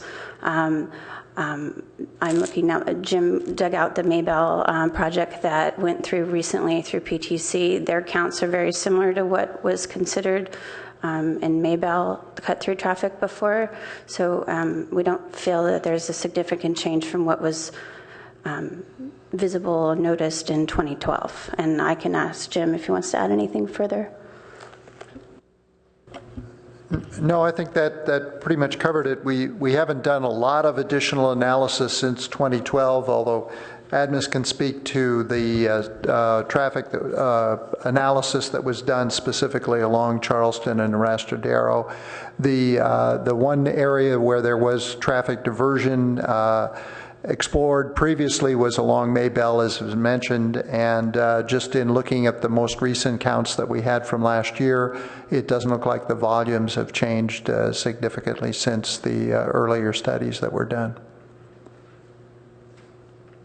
Okay, the one part that you haven't answered yet is what mitigations have been suggested in this plan that have tried to address some of these potential impacts, like the diversion onto Maybell? So the improvements on the project overall, as far as traffic before and after, based on these improvements that we're proposing, the level of service at these intersections, we're able to maintain acceptable levels of service along the corridor. So again, the divergence to some of the local streets will not be increasing as a result of the changes that are being made as part of this last phase of the project. Okay. So what I would like to ask my fellow commissioners for now is if there's further detailed questions you might have about this topic, and also if you have suggestions on things that we have, suggestions in terms of mitigations that we might have or want staff to consider that might help on this item. So I'm going to just call the lights. Let's see. Commissioner Downing. I think we've heard from several people who have come to speak that it seems like there are more bicyclists and more pedestrians using this corridor since the improvements. Do we have any statistics on that? Guesses? I know that when the trial was approved, they noticed a great increase due to, the bicycle improvements that were made during the trial. The counts are similar to what was done before. I know a lot of work has been done with the schools, with the rollout of their walk and roll maps and education that is done at each school for specific bicycle safety at each school along their identified routes. But it's been consistent what it was back in 2012. Okay, I mean, I feel like those would be important numbers to have, or at least estimates of those numbers, especially when this goes to City Council, because one of the things that I would want to know is, if we have 300, 400, 500 more students now that are biking than before, that's 500 cars we've taken off the road, right? And we need to take that into account as well when we're looking at the traffic issues. And so I'd want to know if that's actually the case or not. So, also, what we're going to be doing here is multiple rounds, so you don't have to get everything in one shot. So that's why it's limited to 1 minute. We're just trying to keep the discussion going. So, Commissioner Rosenblum, please. I'll also echo actually Commissioner Downing. So I'd sent a question to you, which you responded with a number of links. I do think that this package was missing some of the key data. A number of speakers, I think, erroneously said the last traffic study was in 2004, and in fact, you have studies from 2008, 2012. You have bicycle accounts. You have a data-rich project that's been going on for years and years, and I would put that front and center in the report that goes to Council. I found it really helpful to go through the reports that you sent me later, but it was not part of the initial package, and I think that is either done in error or that should be corrected if this goes any farther. I also understand the more narrow point that you made, I think, around mitigations around neighboring area cut-throughs and saying this particular set of improvements does not affect the cut-through rate in those neighborhoods. I think that's narrowly probably correct, that this particular set of new things does not affect the cut-through rate. I think the community is responding to the previous narrowing of the road that has resulted in perhaps some more cut-through traffic. And so it would be good to address those also. What calming measures have been taken in totality to address those measures before this goes further?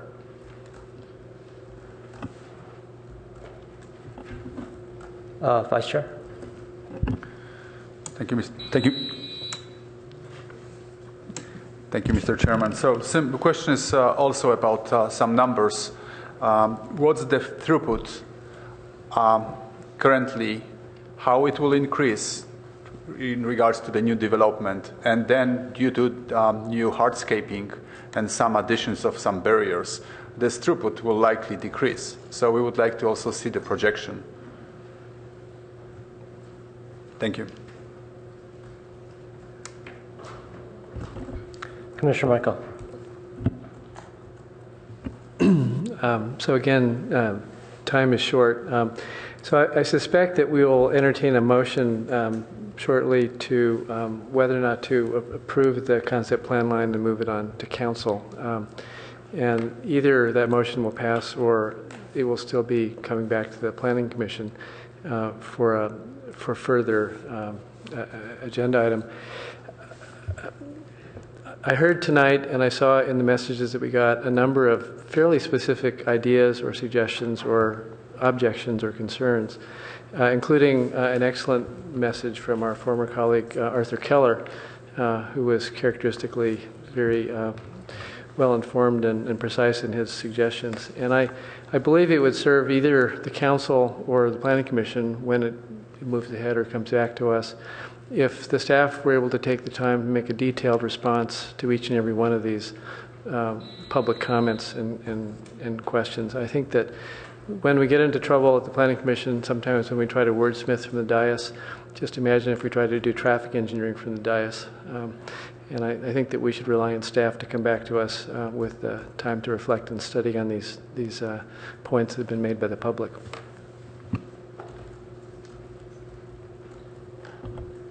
Okay, I see no other lights. So let me just kind of summarize some of the comments that we've had so far. So on the topic of increased traffic in the corridor due to new developments, Commissioner Downing suggested, and it was seconded by Commissioner Rosenblum, that we should have the key data of what's changed, like for instance enrollment. And we also have the suggestion from Commissioner Gardias about projections. I think we should kind of push into, we talked a little bit about the cut-through traffic, but this was actually something that you suggested, Commissioner Rosenblum. Do you want to talk a little bit about your thoughts about the cut-through traffic? Yeah, just very briefly, and I think I expressed it as part of my last comment, which is I think that this plan has been defined fairly narrowly, which I think is good. I think we want to define what we're trying to approve or not approve, so this may be not the job of the consultant sitting at the table and the particular staff engineer. But as part of that, clearly there's concern that there's been some divergence over the years as that road has narrowed and traffic in our community in general has increased. So in the next iteration of this, if this passes through the PTC and goes to the council, it would be good to have an accompanying document on the calming measures and traffic counts of the neighboring areas. And so what has been done to make sure that people don't have to back their cars into their driveway for fear of not being able to get out again. So on Donald Street, if that is indeed the case, it would be good to know if these things have been tracked and implemented. So again, I don't know if this needs further discussion, but it's just an ask that this get included in the next version. Are there any other commissioners who want to comment about the cut-through traffic? Okay, so the one suggestion that would help mitigate this would be to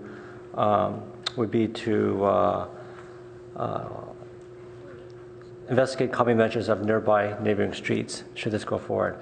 That's suggested by Commissioner Rosenblum. Let's go on to the next topic about left turn access into and out of properties. Can staff please kick it off? So basically the format's simply talking about what is the issue, is the issue real or not, and then what in the plan has been done to help mitigate some of these issues. So during the course of our community meetings and outreach, we heard a lot of kind of conflicting comments. Ones that were concerned about illegal U-turns that are being made over the painted stripe, that there's no barrier to actually prevent them from driving down or turning on. And left turn access, left turns out, out of driveways, out of properties into the corridor. during our 4 community meetings, we've tried to fine tune and listen to residents to kind of, adjust our design to include as many of those movements as we can. And we've kind of weighed safety versus access, and there are some trade-offs for each one of those locations that we listed here. I'm going to actually pass it to Admas so he can kind of go through the details of the iterations and rationale behind some of our plan line designs. So starting with the Young Life Preschool and Georgia Avenue, the situation we have at that location is we have 2 left-turning movements happening from opposite directions. Just a suggestion, maybe just so that we can all follow along, can you tell us what, and maybe you can put up there too, what page you're talking about, and we can all be on the same page as you discuss it? On your package, it would be on pages 4 and 5. 4 and 5, okay. Kind of split between the 2. So maybe we could just walk through each one of these so that we're all on the same page. Okay. Okay. So do we have the file in here, or do we have this in the PowerPoint? In the PowerPoint, no. Yeah. Is it on? It's on the public side. Could we also display it for the public so the public could see with everyone else too? Yeah, I'm not sure if we have this package in the PowerPoint. We don't have this, unfortunately, in the electronic files. Or Holly will find it. The hard copies, right? So do you want me to bring the hard copy? If we have a picture of the map on the screen, please show it. If not, we'll just have to refer to this, and hopefully people have copies electronically or physical copies. And there might be some copies back there in case anyone wants any. So why don't you please go ahead. Yes.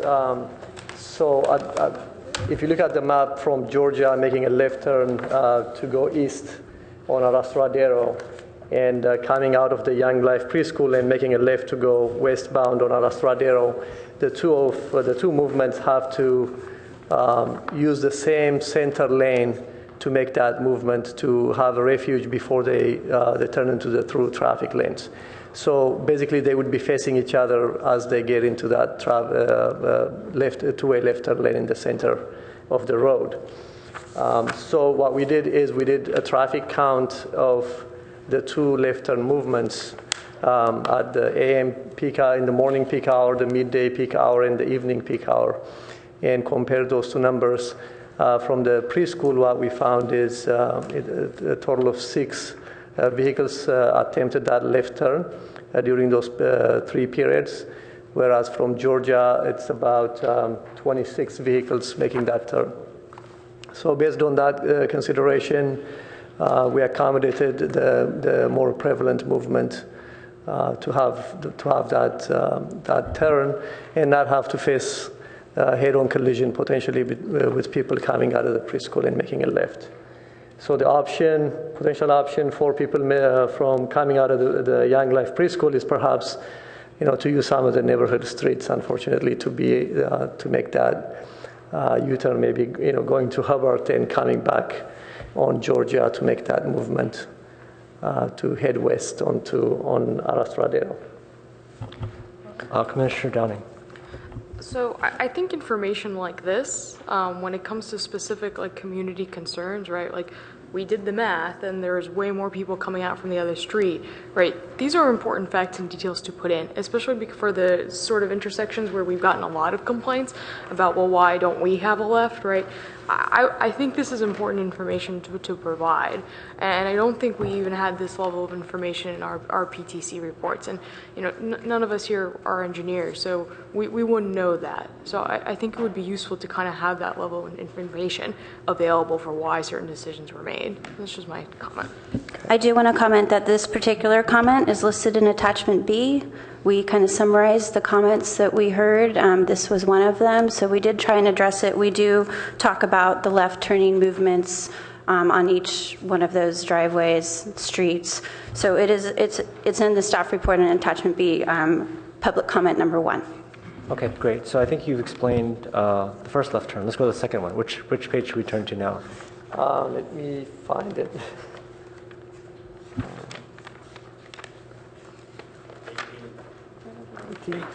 Thank you. So this section extends from page 17 through 18 and 19. The section between Carlson Court and Nelson Drive, essentially. So mainly the two driveways we're talking about are on page 18, the senior home driveway. If you look at the station number 101+00 station, that's the driveway coming out of the senior home. And the church driveway is a little bit east of station 103+00. So those are the two driveways currently that are you're able to make a left turn into those driveways if you're heading eastbound on Charleston. But with this project, as mentioned previously, to prevent people making U-turns in the middle of the block, which endangers bicyclists as well as vehicles going westbound, the median barrier, the raised median was implemented, and a U-turn has been included at Nelson Drive. And we do have traffic counts for the church. For the senior home.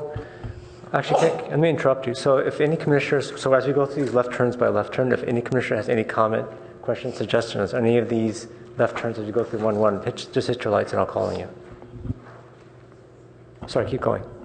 All right. So, as far as vehicles making a left turn onto the senior home, we have a count of 12 vehicles during the 3 peak periods, morning, afternoon, and evening, making that left turn into the senior home. That would now have to use the U-turn at Nelson Drive.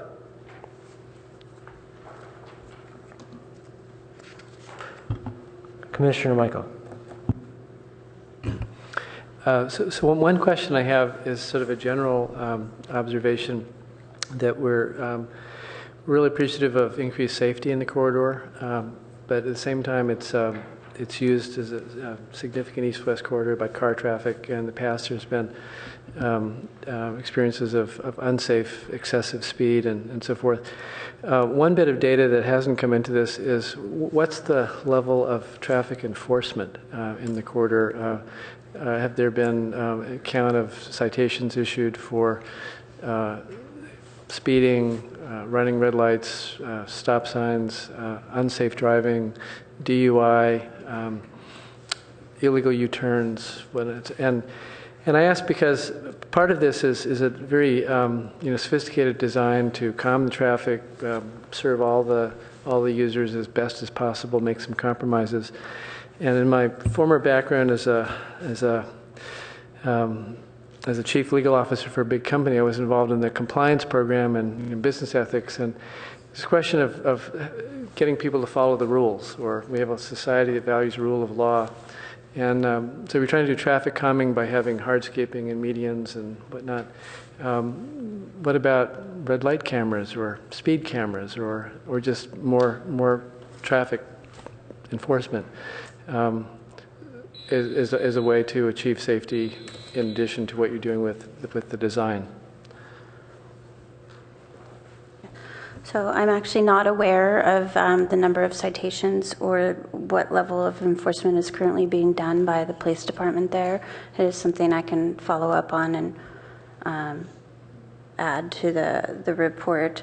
I know that transportation has had a lot of installations of vehicle feedback signs throughout the city. I'm not sure to how many actually exist on this corridor, but that could be something that we look at to include as additional safety precaution. Acting Vice Chair.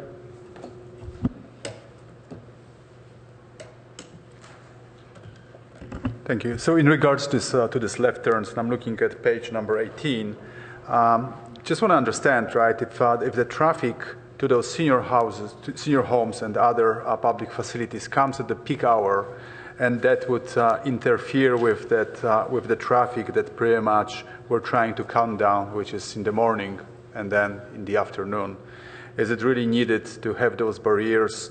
Because I bike this route, I cross this bike a couple of times a week, and then after hours the traffic is rather calm itself. So it seems to me that some of those measures are needed during the peak hours, but then after peak hours they may not be needed. So I just couldn't find the viable explanation in this what you said about just turning to those driveways for those facilities. If you could just answer this, please. Thanks.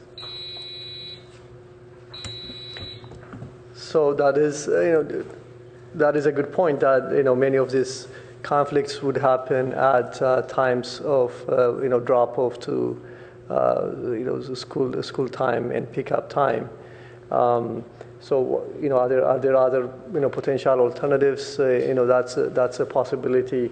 We do believe that this option does not significantly inconvenience the people to make that left turn into those driveways, and it actually improves the safety of that signal at Nelson. Because right now you have a permitted left turn situation where you have to wait for opening in the through traffic to make that left turn movement into Nelson, as well as making that U-turn movement. But with this change, there will be a dedicated phase to make that turn. So it will be, a safe movement for people to make to accommodate that turn. I just want to add one thing, that the median would also provide, for the vehicle travels, or vehicle traffic, making safer left turn movements. I mean, I've been on this portion during just attending our community meetings at Hoover. Right now, a painted line. There's not really distinction there's kind of confusion available of when you can turn left and where. The median does provide drivers, direction on where to go and a protected, safe movement as well. And regarding the safety of the left turn movement out of the senior home, that has been expressed before from a member of the public, that our design will accommodate movements out of that driveway for vehicles and trucks, and that will be part of our responsibility to make sure that those movements can safely happen. Okay, and in the same term, right, did you study, because there will be a consequence of requiring these U-turns, and that was going to, of course, slow down the traffic, which, of course, we want, but do we really want it? Because the purpose would be just to get rid of these cars as quickly as possible. So did you study did you wait how much effect is going to be having those U-turns at various locations that would contribute to the confusion and some other, interference among different traffics, bicyclists, cars, and so forth, and stoppages, versus removing those barriers at certain locations and allowing people just to make those U-turns? Thank you. Yes, we have looked at the level of service for these intersections that we're proposing these movements, and confirm that acceptable level of service exists based on the traffic conditions that are prevalent right now.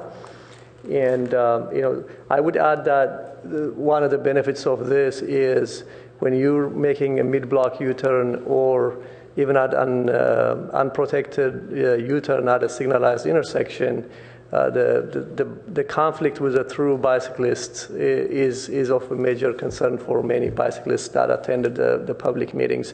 So that's one of the main considerations in putting these improvements in here. Commissioner Alchuk. So I just want to mention that you've requested that we respond in these specific items if we have alternatives or we have questions about the decisions made. And I just want to suggest that my sort of failure to have an alternative is not the result of a lack of analysis. I genuinely think that the staff's decisions here are, strongly supported by the analysis. And so, while I appreciate the comments about the left turns, I'm not sitting on the sidelines here because I don't have a better solution. I actually think that the analysis they did and the sort of decisions they made in light of the complicated elements here were the right decisions. So they're tough decisions, but I think you have to make some decisions with respect to these left turns. And I was persuaded by the logic that they used. So I just want to mention that because I'm not suggesting alternatives. Great. So I think that's all we have on this part of the left turns. Do you want to walk through the rest, or is there any others that you want to highlight? Yes. Some concerns, again, expressed by drivers is the unpredictable behavior of student bicyclists riding in groups, riding the wrong way. No, I was talking about in terms of left turns. Oh, I'm sorry. Is there anything else on left turns? So the Stevenson and the Unitarian Universalist Church are of similar situation. For the Stevenson, the Unitarian Universalist Church, we've actually had a different. What page is that? That is on the page 18 and partly page 19. Okay. So for this church, the entrance is on page 18 near station 103 plus 00, and the exit is at the intersection at Nelson Drive. So one of the suggestions we had originally proposed is reversing the circulation of the church driveways so that the entrance would happen at the Nelson Drive intersection, and the exit would happen on page 18 at station 103 plus 00, and have an opening through the median for them to be able to make that left turn. But the church wasn't. So staff met with the church when we proposed that original element, and there are some site improvements the church made on their site to kind of beautify their entrance. They didn't want to reverse the directions of their driveway. So we did reach out to them and meet with them on site, but they didn't want to go that direction based on additional improvements they've made on their site. They wanted to leave it the way it is.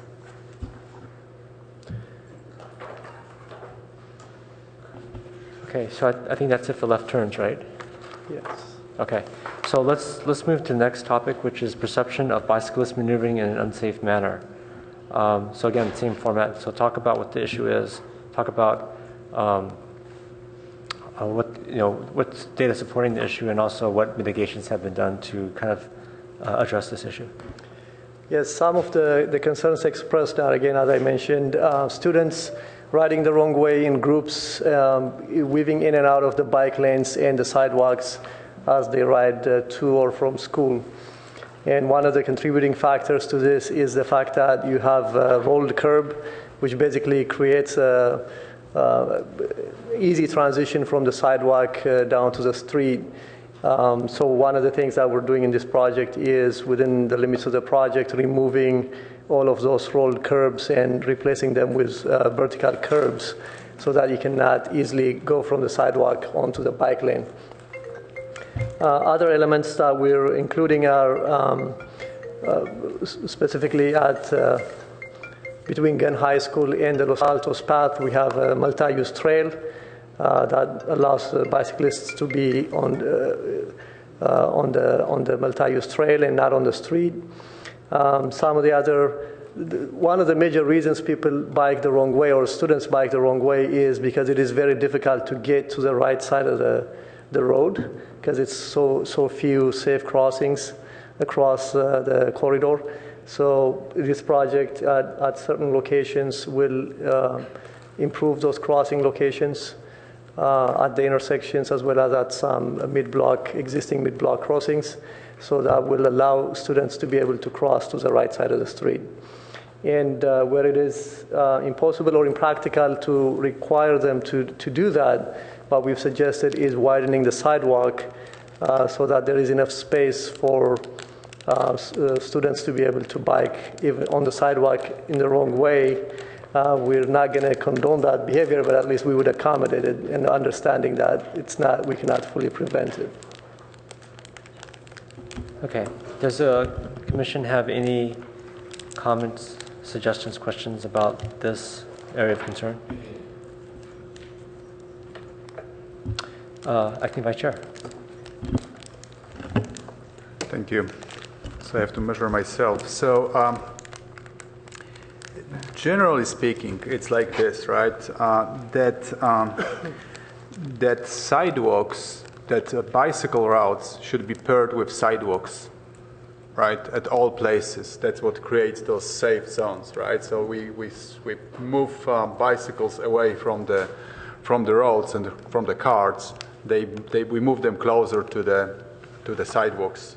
And for this reason, when I was looking through these plans that may address this bullet point, I find that in some locations there is those spaces are separated, and I think that maybe on the technical plans it's going to improve. But when you look at the major crossroad, which is of course El Camino, you're showing that bicycles just ride through, and then a couple of meters or yards away from the crosswalk. That problem has been resolved already in other cities, and pretty much bicycles, they ride next to the pedestrians. That's how it is, right? So I think that you're probably going to just make changes for the other plans, but maybe my suggestion would be just throughout, make sure that those two routes run in parallel closely to each other. Thank you. Would you please point me to an example of a sheet where that would? Sure. So if you go to the page where Rastradero crosses El Camino, which is page 1 second. 11. That's right. So then you can find, for example, that the bicycles route that goes eastward is separated from the pedestrian crosswalk by a good distance. So those two things, they should go in parallel next to each other. It's a technicality, but it's just a known solution, right, for the traffic engineering. I assume you're talking about the left, the southwest corner, right, as it crosses El Camino? That's correct, yes. Yeah, so the placement of the bicyclists at that location is in alignment with their approach direction. So if you're riding your bike at 10, 15 miles an hour, then you'd have to maintain that same direction to get through the intersection and not have sudden movements to get to the crosswalk. The crosswalk placement depends on where we can safely land pedestrians in the splitter islands as well as on the sidewalk. So the two of them may not always be. We may not always be able to get them right next to each other. Right. This is good if you just look at this from into directional aspect, right? But pretty much, right, if you were going just to think that the bikers would be coming from other directions as they should, then pretty much you're going to consider this in two dimensions, and for this reason, you should just pretty much allow them just to ride along the pedestrians crosswalks.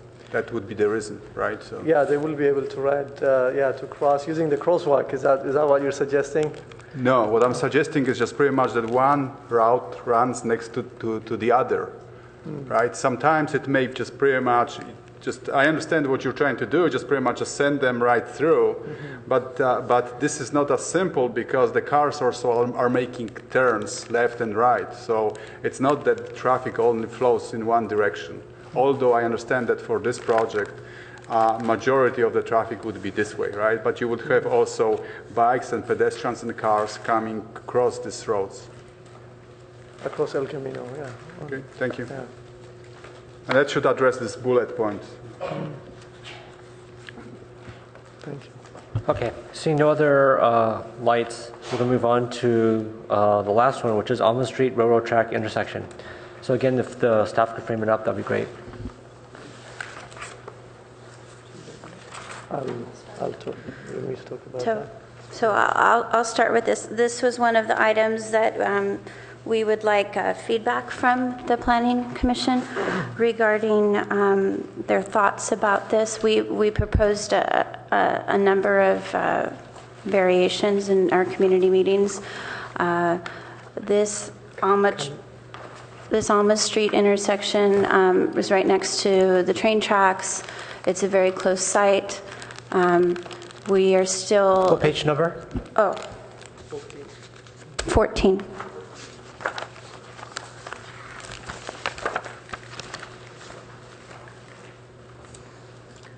So on page 14 in the plan set with the staff report, it shows the striping pretty much as it currently is today with the addition of a center median. Staff is still exploring options that we need to follow up with the CPUC and Caltrain to talk about potential installation of quadrant gates at that intersection to provide for additional safety measures. There's a certain level of requirements that we need to meet to have those quad gates and the median and pre-signal to qualify for a quiet zone. We had some feedback during our meetings that bicyclists were concerned that if they were held back before the tracks, west of the tracks, that when they were making the right-hand turn movement, they would be subject to more conflicts instead of being out in front of them as they currently are today. So staff just wanted to have some input from the commission to see if you had any additional thoughts. Okay, so does any commissioner have any comment on this topic? Headlights?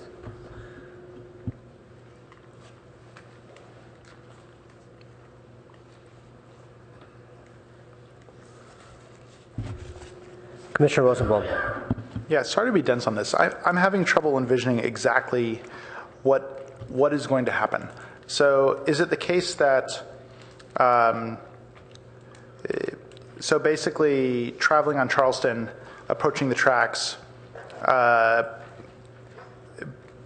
bicyclists and cars would basically stop across on the east side of the intersection, not be able to cross through to wait on the other side when a train is crossing. Is that right? And that the discomfort is that if waiting there, then they'd be subject to additional conflicts upon given the green light. Yes, that is correct. Yeah. I mean, as a frequent bicycle commuter myself, and I drive also. This is the definition of multimodal. I've been stopped on both sides of this. That little bit of that little nub where the train is coming and you're already backed into the train waiting does not seem to me to be. It doesn't seem particularly well designed the way it currently is. The suggested design of waiting on the other side of the street for train to cross before proceeding seems logical to me, and I don't actually see the potential for increased conflict with the current proposal. So, anyway, from my viewpoint, if I'm understanding this correctly, that you're proposing that traffic wait on the other side of the street, that there's no opportunity to cross the street, wait for the train, wait for the train barrier to rise before proceeding, that keeping traffic on the other side of the street seems like a logical solution. I just want to clarify what you mean by other side of the street. If you want to look up at the screen for the presentation, it shows what we mean by holding, I call that west of the tracks. It could be southwest. So going eastbound on Charleston, is that what you mean by the other side of the street? Yes. Okay.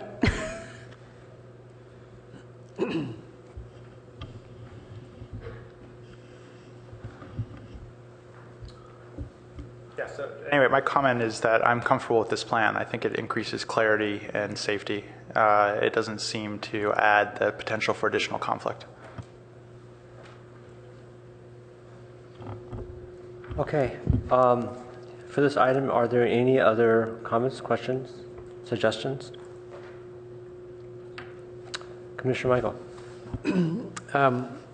So like Commissioner Rosenblum, I'm a cyclist, and I've gone through this intersection on my bike quite a bit.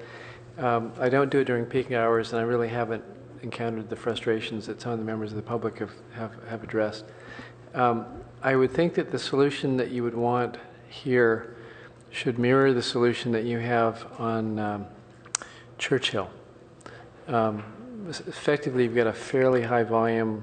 Your most vulnerable time is when you have the most students leaving school and coming down this road.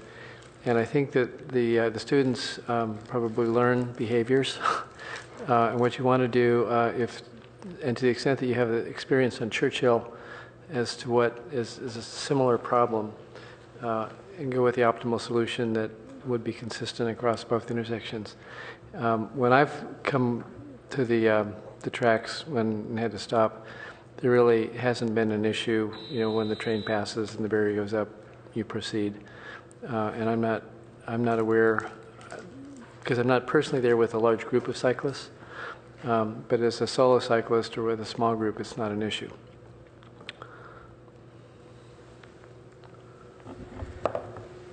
Okay, so seeing no other lights, I wanted to just ask one last general question to see if any of the commissioners had any other area of concerns or topics they wish to discuss that hasn't been discussed already. Just hit your lights. We'll start off with Commissioner Downing. Sure. So I think one of the other common comments that we've received is just about the need to merge or to change lanes, right, when merges happen or streets split. And so I do wonder, if in addressing the comments that you have, as the commission has already asked you to do, or today, or in future documents you give to council, if maybe you could just talk a little bit about the merging decisions that you've made, because I do kind of understand what the residents are saying, because where there are those splits, right? I mean, people do try to get around other people, and they really try to speed up, especially when they know that the lane is narrowing. That's kind of those are the places where I personally have seen the most danger, is people trying to get around me, and they're trying to go really fast, and they're really ignoring everything because they're just dead set on getting in front of me. So I feel like that's kind of the other issue that I'd like to hear more about, just the decision-making process that goes into that. Okay, great. Before staff answers that, let me see if Vice Chair had another area of concern you want to discuss.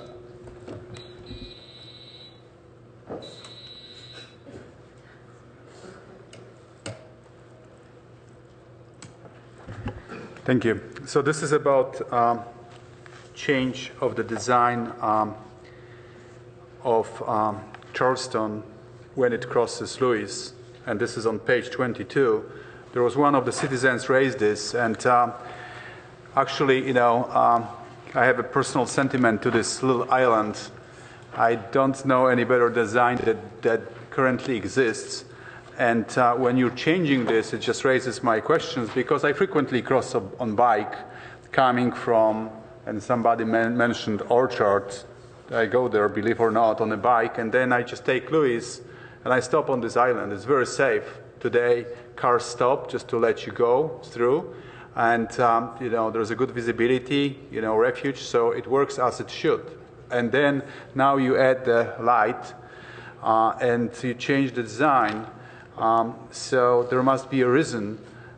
So if you could just answer this and just tell us the reason. Thank you.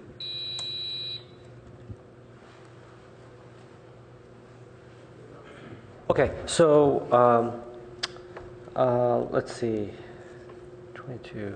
Okay, so let's start with seeing no other lights. So I think this is probably the remaining areas of concerns. So let's start with the first one, which is Commissioner Downing's need to merge decision. So can staff talk about that and how the various decisions made on, I guess, going from 1 to 2 to 3? How did all that happen? Yeah. I'm going to give a little background and then turn it over to Admis. We tried to maintain, as part of this conceptual plan line, the merging of the 2-to-1 lanes that exist today that were approved as part of the trial. Areas that have the 2 lanes that go down to 1 are near intersections that require the additional volumes. So like El Camino, Alma, Middlefield, we tried to maintain those and not change them from the previous trial because they are needed for the other streets that feed into it. And then, Admis, do you have anything to add? Yes, actually, the short 2-lane sections that are existing now are at the Terminal Middle School going eastbound, and also at Middlefield going westbound. And those 2 locations, the lanes turn from 1 lane to 2 lane just before the intersection and narrow down to 1 lane right after the intersection. And we've heard concerns about people trying to speed on the right side to pass the slower moving vehicles and endangering vehicle drivers as well as bicyclists, pedestrians. So this proposal actually eliminates some of those merge areas, in the eastbound at Thurman and as well as the westbound at Middlefield. Some of the remaining sections are longer stretches of 2-lane roads that are merging to one lane that still need to happen. What we will do as part of this project is making sure that there is enough distance for that merge to happen in a safe manner. And also making sure that when that merge happens, bicyclists have some buffer to be separated from the vehicular traffic so that people are not looking to their left and running into bicyclists on the bike lane. So we're taking those things into consideration. So we're thinking about those kinds of issues. Does anyone on the commission have questions, comments, suggestions to this area of concern? Okay, let's move on to the last one, which is on sheet 22, which is the bike refuge brought up by the acting vice chair. Can staff talk about that, and then we'll bring it back to commission for final comment on this topic? Yes, at Lewis Road, we're still maintaining those islands in the median. We're making them bigger, so there's more space for a bicyclist to be able to safely remain in that space. One of the changes, positive changes I think that we've made is actually if you're coming south on Lewis, right now there is a left turn lane, right turn lane. There's no place for the bicyclists to be, but we're proposing to have some space, bike lane at that location. And the reason of why the signal is required is actually people, from this neighborhood mentioning concerns about making a left turn out of Lewis and going eastbound on Charleston because of the heavy westbound Charleston traffic, as well as the heavy eastbound Charleston traffic turning left onto Lewis. So that signal will provide them some space to be able to cross to eastbound. There was a question from the public about whether eastbound Charleston would be stopped when that movement from Lewis happens, but it will not. The only time the eastbound traffic will be stopped is if it's activated by a pedestrian or a bicyclist to cross Charleston. Okay, thank you. So for this last remaining item, comments, questions? Okay. So thank you, staff, for all your work on this. We're at the point now in the meeting where it's time for us to make a decision on a recommendation. And so we've kind of pretty much covered all the major area of concerns. Of course, no plan is perfect. A lot of work has gone into this. A lot of members of the public have taken time out of their busy evening to give us feedback, and many others have done so online. just to sum it up, there's been a lot of requests for additional data. Now, of course, you've got to balance the fact that there could always be more data, always. And so the question for us at this moment is whether this is sufficient as where we have it, or whether we need to get more information. So I'd like to entertain motions. I see two lights, so we'll start with Commissioner Alczak. Yeah, at this time, I'd like to make a motion that we forward the conceptual plan to City Council in its current condition. Do we have a second? Second. This motion has been made by Commissioner Alczak and seconded by Commissioner Rosenblum. Does the maker of the motion want to speak to the motion? Yeah, I think we've covered the topic really well tonight. I want to mention two sort of side notes here, which is I had a very informative discussion with one of our community members, Ms. Elson, and I just want to suggest that we're lucky in this community to have individuals who participate in a 13-year-long process. I'm sure there are others that have been involved for that long, but it's really something when an individual comes off the sidelines and plays a significant role in the leadership and design of an improvement opportunity in the city, and particularly when it takes as long as it has. And I also want to highlight, I think this is the first time that, Ms. Boyd, I've had a chance to hear you present to us. And the reason I mention that is because I would venture to guess that the transition in planning staff on this issue has been numerous. And so there should be some acknowledgement. And of the, I think, great work our current staff has done to sort of pick up the ball in what has been a very long process, and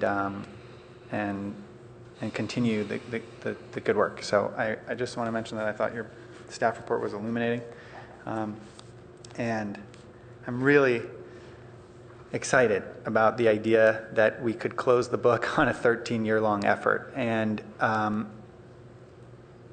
I want to add the last thing here, which is that in an ideal world, we make the process of improving our streets and our community as accessible as possible and as efficient as possible. We're a local community, and it's a local government, and this is a local planning department. And I just hope that we can move forward with these conceptual plans and turn them into reality. And then if they need adjustment, that our planning staff and that our community is open to, again, discussing those, maybe in a more timely manner than it took to get here. And I just want to reiterate that I am, as a commissioner, very open to the idea of reevaluating the decisions that we make at a later date to see if they've achieved the goals that we set out to achieve. And so in the event that City Council implements this plan, I'd be happy as a commissioner to review it a year later to determine if it effectively achieved the goals that it set out or in a different timetable. Does the second of the motion want to say anything to this motion? Yeah, I'll say something very brief. I also reflect Commissioner Alczak's statements. Long process. The only additional comment I would make is going back to the beginning. You have a 12-year process with a lot of data, and members of the public, I think, were rightfully confused that there were not traffic studies since 2004, for example, or you had not considered mitigations on parallel streets, or that you had not sufficiently included the prospect of Maybell in this report. All those things are untrue. You have all those things, but they were not necessarily linked to the report or as easy to find as they could have been. And so I think members of the public may not have had access to those things. So I'm a strong supporter of this. I think you did a wonderful job. Just with the addition of easy to find previous study and the completeness of the report, I think this is a very strong presentation. So thank you. So we have a motion on the floor to approve this as is. Does any commissioner have any comments to this or any amendments that they wish to make? Commissioner Michael. So I plan to support the motion. I agree with Chair Tanaka that it's a good plan, although it's not perfect. I was struck the other day. My wife and I went up to San Francisco on 101, and when I was growing up, 101 used to be 6 lanes. Now it's 10 lanes. When I was growing up, Charleston Rastradero used to be 4 lanes. Now it's 2 lanes. And I think that the comments that the public has made about during peak traffic hours, the level of service degradation, I think will probably be borne out. I think that the trade-off for increased safety and traffic calming is worthwhile, which is why I support the motion. I think it's the right thing to do, but I think that the monumental cost to the city if we were to put the Caltrain, in a trench and achieve grade separation might alleviate some of this east-west traffic pressures, which are significant. It's probably worth a couple $2 billion to put it in the trench if we had the money. Where is Mark Zuckerman when we need him? Zuckerberg. I think that on balance, this is the right thing to do, but it's going to make a lot of people unhappy for reasons that they testified in public today, and we should expect that is going to happen, although on balance, I'm going to vote for the motion. Are there any other comments, suggestions? During our deliberation, there were a few comments about traffic calming measures, perhaps for cut-through traffic. There was comments for additional data. So, just want to give a chance before we take a vote. Okay, signal lights. All in favor of this, raise your hand. Okay, the vote's unanimous. This item's closed. So we're going to now take a 5-minute break before we move on to the next item. Thank you for everyone's time and work on this.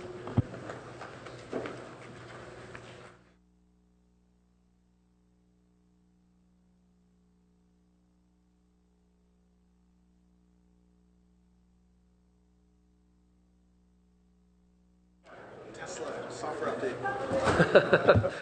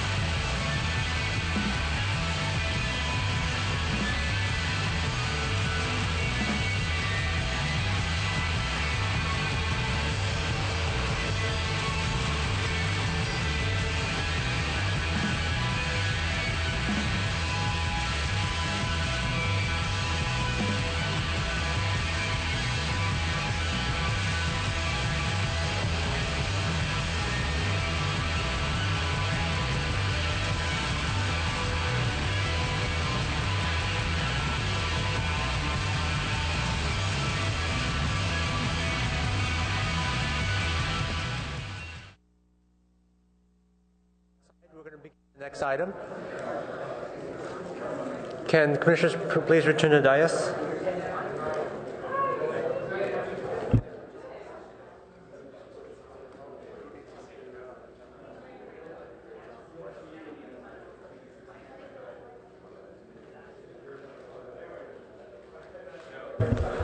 So we now begin the 2555 Park Boulevard item. This item is quasi-judicial. So before we begin, does any commissioner have disclosures they wish to make? If so, hit the lights.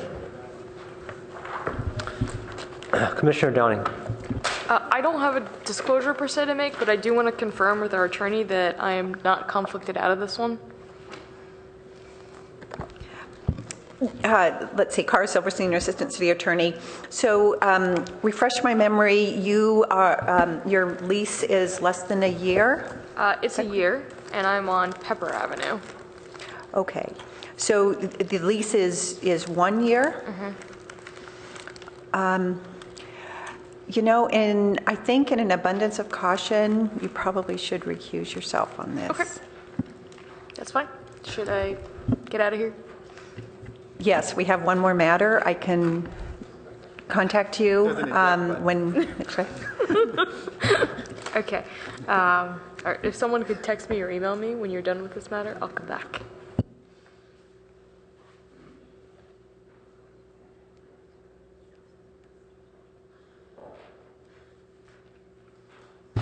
Okay, one other thing is Commissioner Alchek has told me that he has a hard stop at 9:45 catching a flight, so that'll leave 4 of us, and that's still okay, correct? Yes, that's fine. Okay, great. So let's begin then. So the staff have a presentation they wish to review. Yes, good evening. Thank you, Chair Tanaka and Commissioners. This evening, you're being asked to review the final environmental impact report for the mixed-use project at 2555 Park Avenue. You had the opportunity to review the draft environmental impact report back in October 29th of last year. At that time, you provided comments which are included in the final EIR along with responses to those comments. In addition to your comments, included are also comments from the Historic Resources Board as well as the Architectural Review Board, and comments from the public. So the final EIR does respond to each of those, and you're asked to review and provide a recommendation to the City Council on the environmental document.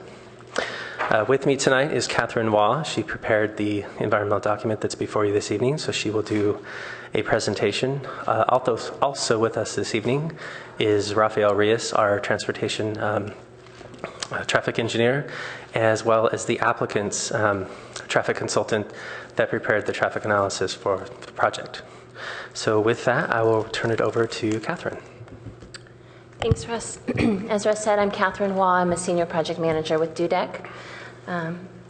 And I also, Russ indicated, we were here in October to present the draft EIR to you, and tonight you're asked to consider the final EIR and whether it adequately addresses the issues as required under CEQA, the California Environmental Quality Act. My presentation will be fairly brief. I'm just going to go over the highlights of the topics that were addressed in that final EIR. First, I'll start with a quick project overview. The project would demolish an existing 2-story office building that contains about 10,800 square feet and construct a new 3-story building. I apologize, I have a typo on this slide. The proposed building would be 24,466 square feet and would provide 92 parking spaces. Those parking spaces would be in the at-grade and below-grade mechanized parking garage. And all vehicle access to the site is proposed to be from Grant Avenue. That's the base project proposal. There's also a parking exemption alternative that is considered in the EIR that would implement a TDM, a Transportation Demand Management Plan, and thereby reduce the overall parking that's required for the building. That would free up some of the spaces to not be parking machines. A couple other project highlights. The project requires a design enhancement exception due to the height of the proposed stair towers, and then the canopy, the tensile structure that would be a canopy over the proposed rooftop patio. The project, or the building, would be set back from Park Boulevard to create a 10-foot wide sidewalk. There would be planters, a seat wall, and street trees. And then the project is proposed to be built and certified to the LEED Silver standards. This slide just gives you a quick overview of the key steps in the CEQA environmental review process for an EIR, and we have brought the documents to the public for public review at each of these steps. So with the notice of preparation, there was a scoping meeting. We brought the draft EIR out for public review and had 3 separate public hearings to receive comments, including the one here at the Planning Commission in October. And then, as I said, tonight we have brought the final EIR to you for your review and consideration.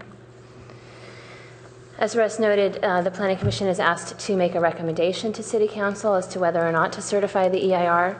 And so I wanted to remind you of the key goals and legislative intent behind the California Environmental Quality Act. Primarily, a CEQA document is intended to be an informational document that provides the decision makers and the public with a good understanding of what the environmental effects of that project would be. And where those effects may be a significant impact, CEQA requires that we provide ways to mitigate those impacts, either through mitigation or project alternatives to avoid or lessen or reduce or compensate for the impacts.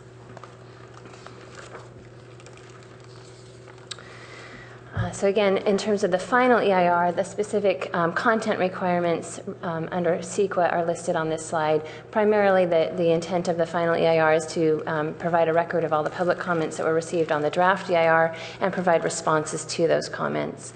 At times, when we're responding to a comment, we find that it would be helpful to revise the text of the draft EIR itself. So you'll see that in this final EIR, there was some information added to the draft EIR, as well as a few revisions to mitigation measures. When we reviewed the comments on the draft EIR, we found that there were generally 5 key themes that were addressed in a lot of those comments, and so we addressed those in master responses. Those come towards the front of the final EIR to give us a good comprehensive summary of those key issues. So that's where I'm going to focus the rest of my presentation. The first of the master responses relates to the operation of the intersection at Grant and Park. Primarily, or particularly, folks were concerned about the ability to turn from Grant Avenue onto Park Boulevard.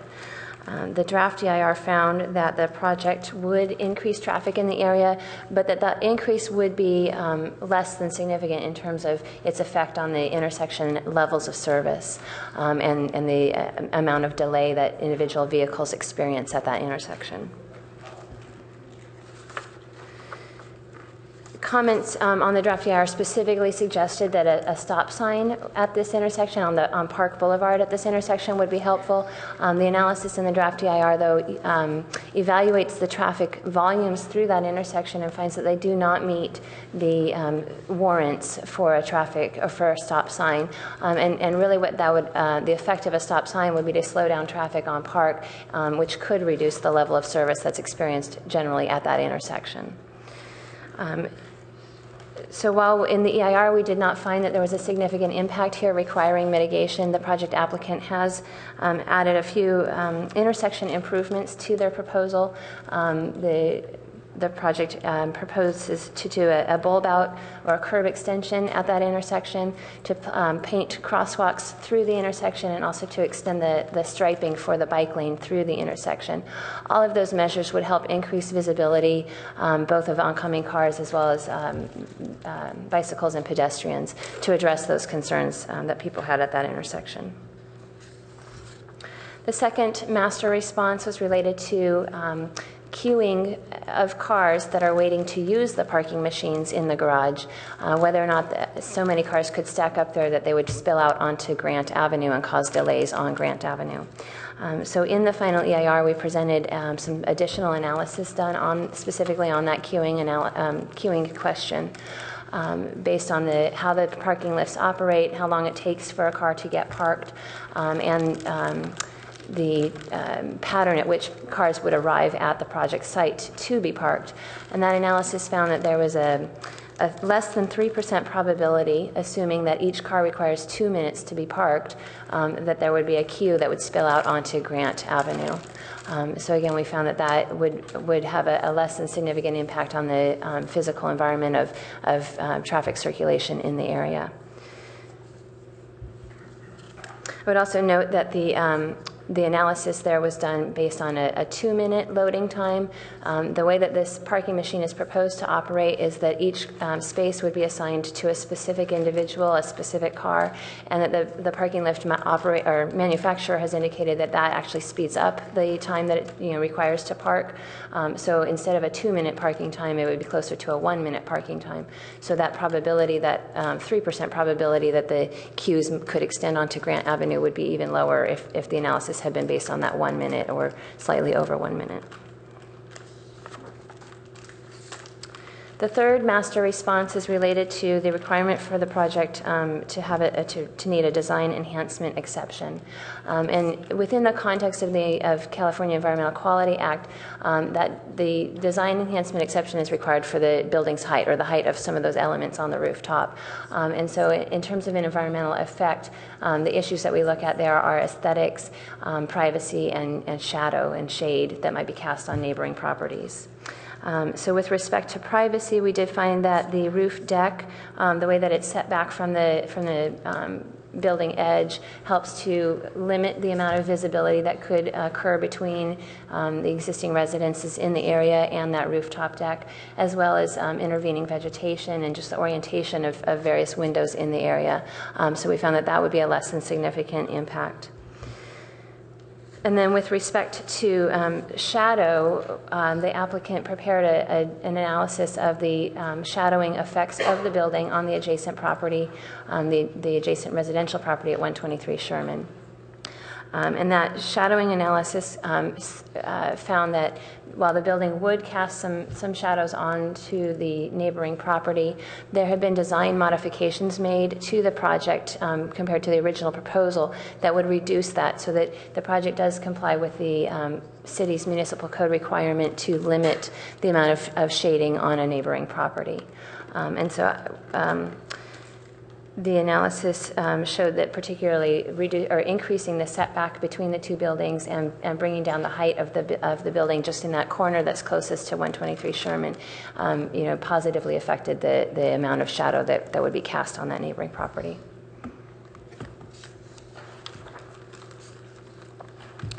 The fourth master response related to visitor and guest parking. So as I explained, the way that parking lift is proposed to operate is that each space within the parking garage would be assigned to a specific user. And so that obviously limits the ability for visitors or guests to park in the garage. So there was concern raised in the public comments regarding where visitors and guests could park. So the EIR identifies that there are other parking facilities in the area. There's on-street parking as well as a few parking lots in the vicinity. And then, as I mentioned earlier, the project that's evaluated in the EIR, we evaluated two versions. One that is as proposed with the 92 parking spaces all being in parking machines, and the other is the parking exemption requirement. As I said, by implementing a TDM plan, the project could lower their total amount of parking that's required on site, and that would allow them a little more the applicant a little more flexibility to get some of those parking spaces into a standard parking space instead of a machine parked space. Under either option, we found that there is sufficient parking in the vicinity, that parking demand from visitors and guests would not cause a significant environmental effect. So it would not adversely affect traffic circulation patterns to a way that would reduce levels of service, and it wouldn't put so many cars out circulating that it would cause air quality problems. The final master response is regarding bicycle and pedestrian safety, and there's a lot of similarities between this response and the first response just in terms of the general operation of the intersection at Grant and Park. And so again, the analysis found that the traffic volumes there would not meet the warrants to convert the intersection to a four-way stop. And instead we talked about the intersection improvements, the bulb out, the crosswalks, and painting the bike lane through the intersection, that those would increase visibility for pedestrians and bicyclists, and thereby ensuring that the safety impacts would not be significant as a result of this project. Again, the traffic volumes that were evaluated in the EIR, we found that the proposed project would not substantially increase traffic in the vicinity, and so pedestrians and bicyclists would basically be exposed to very similar conditions to what is currently experienced. So then I just have a couple more slides to review some of the other text changes that were made within the draft EIR in response to comments. So I will go through those quickly. In terms of hazards and hazardous materials, there were 2 additions made to the mitigation measures. So the site formerly supported a dry cleaning establishment, and so we added some language to the mitigation measure related to the soil that might have been contaminated as a result of that prior use of the site. And then the building that's proposed to be demolished is known to contain some asbestos and lead-based materials, and so we added some language to the mitigation measure to clarify how that, what the requirements are for demolishing a building with those substances to ensure that there aren't safety hazards for nearby residents. In the transportation and traffic chapter, as well as in the project description, we added a mention to the draft EIR that 5 of the proposed parking spaces would have electrical vehicle charging stations. And then we provided a little more explanation of how the mechanized parking operation works. Again, the amount of time it takes to park and some of those other features. In the noise chapter, or in the noise discussion, we didn't have a chapter on noise, but we did add text to clarify the amount of noise that could be generated by the mechanized parking lifts and how much of that noise could be audible from outside the building. And just in general terms, it's about the equivalent to the noise that a standard residential garage door opening would make. So finally, I just wanted to reiterate the key conclusions of the draft EIR in terms of the significant environmental impacts of the project, and note that none of the comments in the draft EIR that have been evaluated in the final EIR, none of those comments or our responses to them required us to change any of the conclusions reached in the draft EIR. So this slide lists for you some of the significant impacts that would require mitigation as described in the EIR, and the only significant and unavoidable impact that was identified is the impact to historic resources, because the building is considered potentially eligible for listing as a historic resource. Demolition of that building would be considered a significant and unavoidable impact. There is mitigation identified to do a recordation process to preserve some of the history of that building, but there's really nothing that you can do to mitigate fully for demolishing a building that's considered a potential historic resource. The other impacts that we found were potential disturbance to cultural resources that might be present below the ground surface, health and safety risks, primarily on-site due to exposures to contaminated vapor from the contaminated groundwater, but also, as I mentioned, concerns for adjacent neighbors during the construction process, and then whether or not the traffic increases would be significant. So in each of those cases, we either found that the impact was less than significant or could be mitigated to a less than significant level with the implementation of the mitigation measures. So that concludes my presentation. As I said, I just wanted to kind of focus on the highlights, and I'm happy to answer any questions you might have. Okay, thank you. So before we get into the questions for the commission, I think we have 8 speaker cards. So we'll go through each at a time. We'll give 2 minutes each. So can the acting vice chair, please read off the names? Thank you. So Peter Brewer comes first, followed by Terry Holzener. Hi, I'm Peter Brewer. I own and occupy the building that's immediately to the left of the subject property. and abuts the properties abut. My concern is that the project does not meet the criteria for a DEE, a design enhancement exception, and in the rush to approve this project, nobody has looked at that, nobody's questioning it, nobody's challenging it, and the EIR totally sidesteps that. My letter, all my comments are as Exhibit C to the EIR, they're comment C. C2 in my letter says that the project exceeds the allowable height, the 37 feet that's allowed by zoning CC2. And it explains the design enhancement exception is for minor exceptions to zoning. When doing so, will enhance the design without altering the function or use of the site or its impact on the surrounding properties. You cannot sit there with a straight face and tell me that putting an observation deck on what's essentially a permanently covered fourth story that takes the building height to 50 feet, that does not have any impact on the surrounding properties. Of course it does. To say otherwise would be nonsense.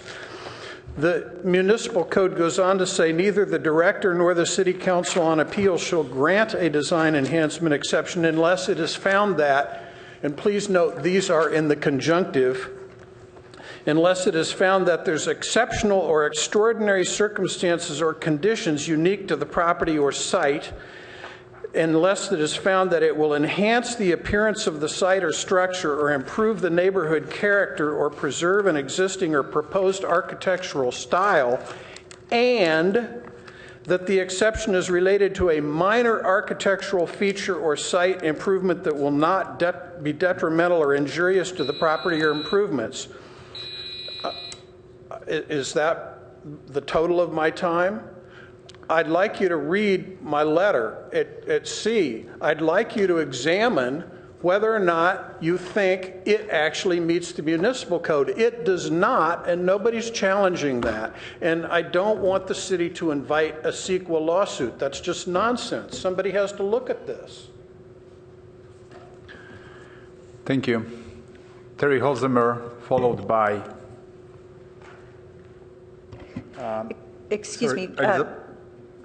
Chair Tanaka, since this is a quasi-judicial matter, we typically allow the applicant to go first and then have public comment and a rebuttal.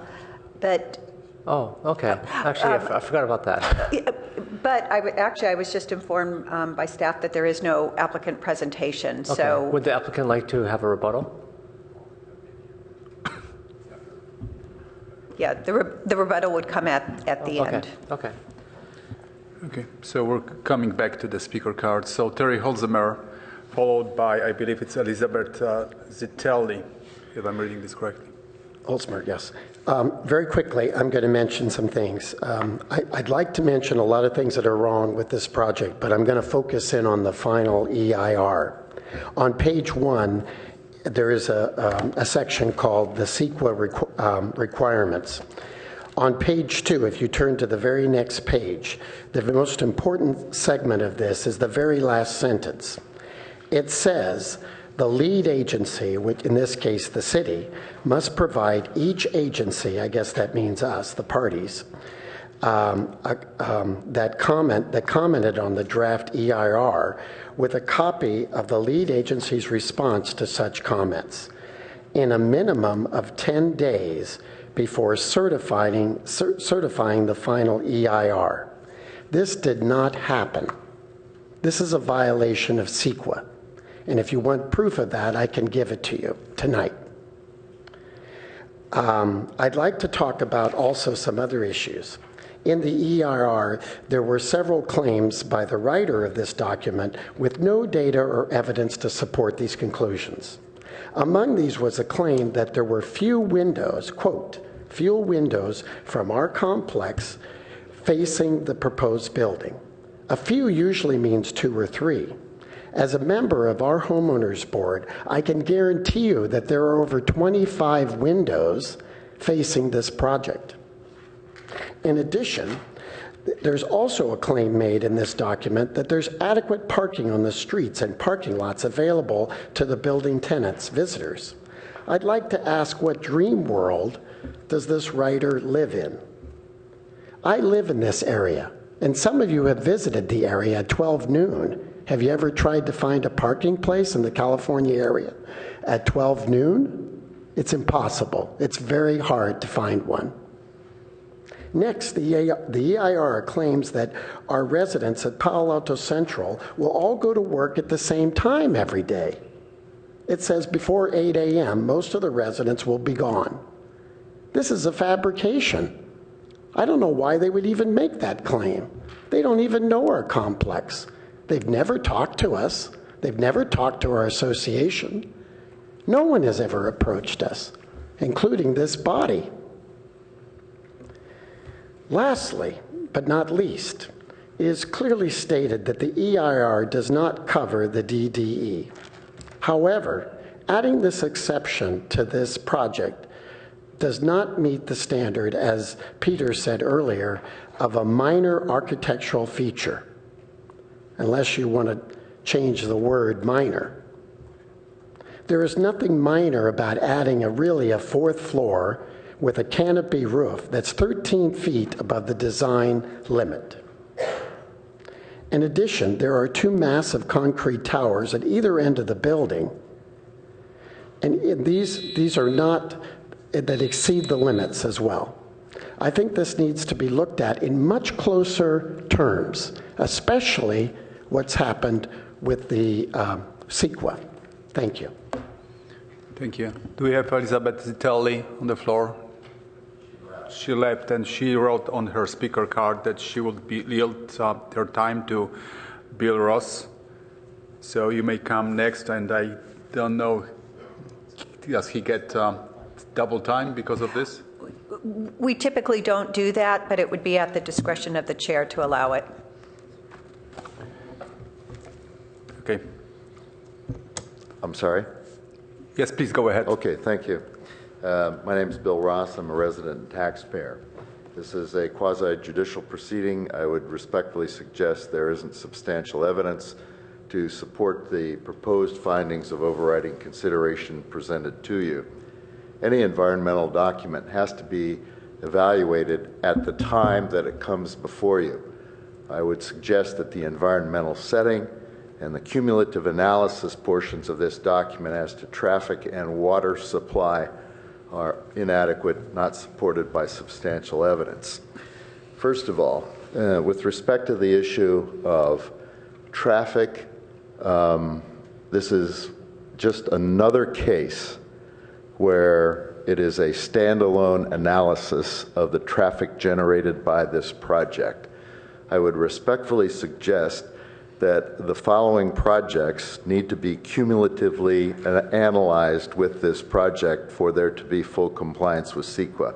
2180 El Camino Real, 2209 El Camino Real, 2259 El Camino Real, 260 South California, 385 Sherman, the Upper and Lower California Stanford projects. I believe one of them is 2780 El Camino Real, 1050 Page Mill, 380 Cambridge, and 2650 Birch, among others.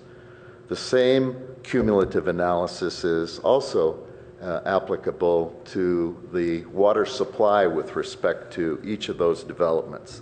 I would also add in to the current analysis the VTA lane reduction for purposes of traffic. First, let's go to water. Yesterday, emergency regulations were issued by the State Water Quality Control Board implementing the governor's emergency order of April 1, 2015. The city is already deficient for the prior water year in its voluntary conservation efforts to achieve a reduction consistent with the state standards.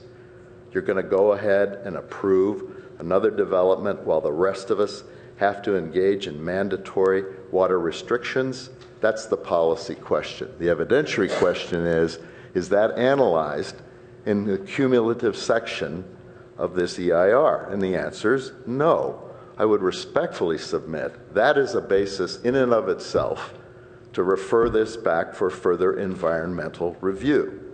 The same is true with respect to traffic. One more thing. If we had a cumulative number of 500 units or 5,000 square feet of development there would have to be a water supply analysis under applicable law, which would have to say, these are our guaranteed supply providers, and these are the projected consumption that would be associated with this. That's a standard. That's another reason why the cumulative analysis for water is inadequate. I assume I have about 2 more minutes. All right. The same would be applicable with respect to traffic. So, quite respectfully, I would suggest that on that basis alone, the EIR is inadequate and the findings for overriding considerations are inadequate. I would also respectfully reference for council and your own consideration the recent case of Woody's Group versus the City of Newport Beach, which deals with many procedural and substantive due process issues associated with a quasi-judicial hearing. I would suggest the restriction to 2 minutes is one of those, even though I'm getting 4. I would also suggest that 2 of your members have enunciated continually the position that you are in favor of high-density development, that you want to implement new urbanism provisions in the city. And I'm doing this quite respectfully. I suggest that that disqualifies you from participating in this hearing. Finally, I would go back to the water issue a moment and say a residual for some jurisdictions is to fall back on the urban water management plan to say... Excuse me, your time is up. Let me finish this concept, please, Mr. Chairman. To say that this development was contemplated in that urban water management plan. First of all, that urban water management plan is in the year in which it should be revised. But I would respectfully suggest that the existing environment is not described in this document for either traffic or water supply. Thank you. Thank you. Doria Soma is next, and followed by Jeff Levinsky.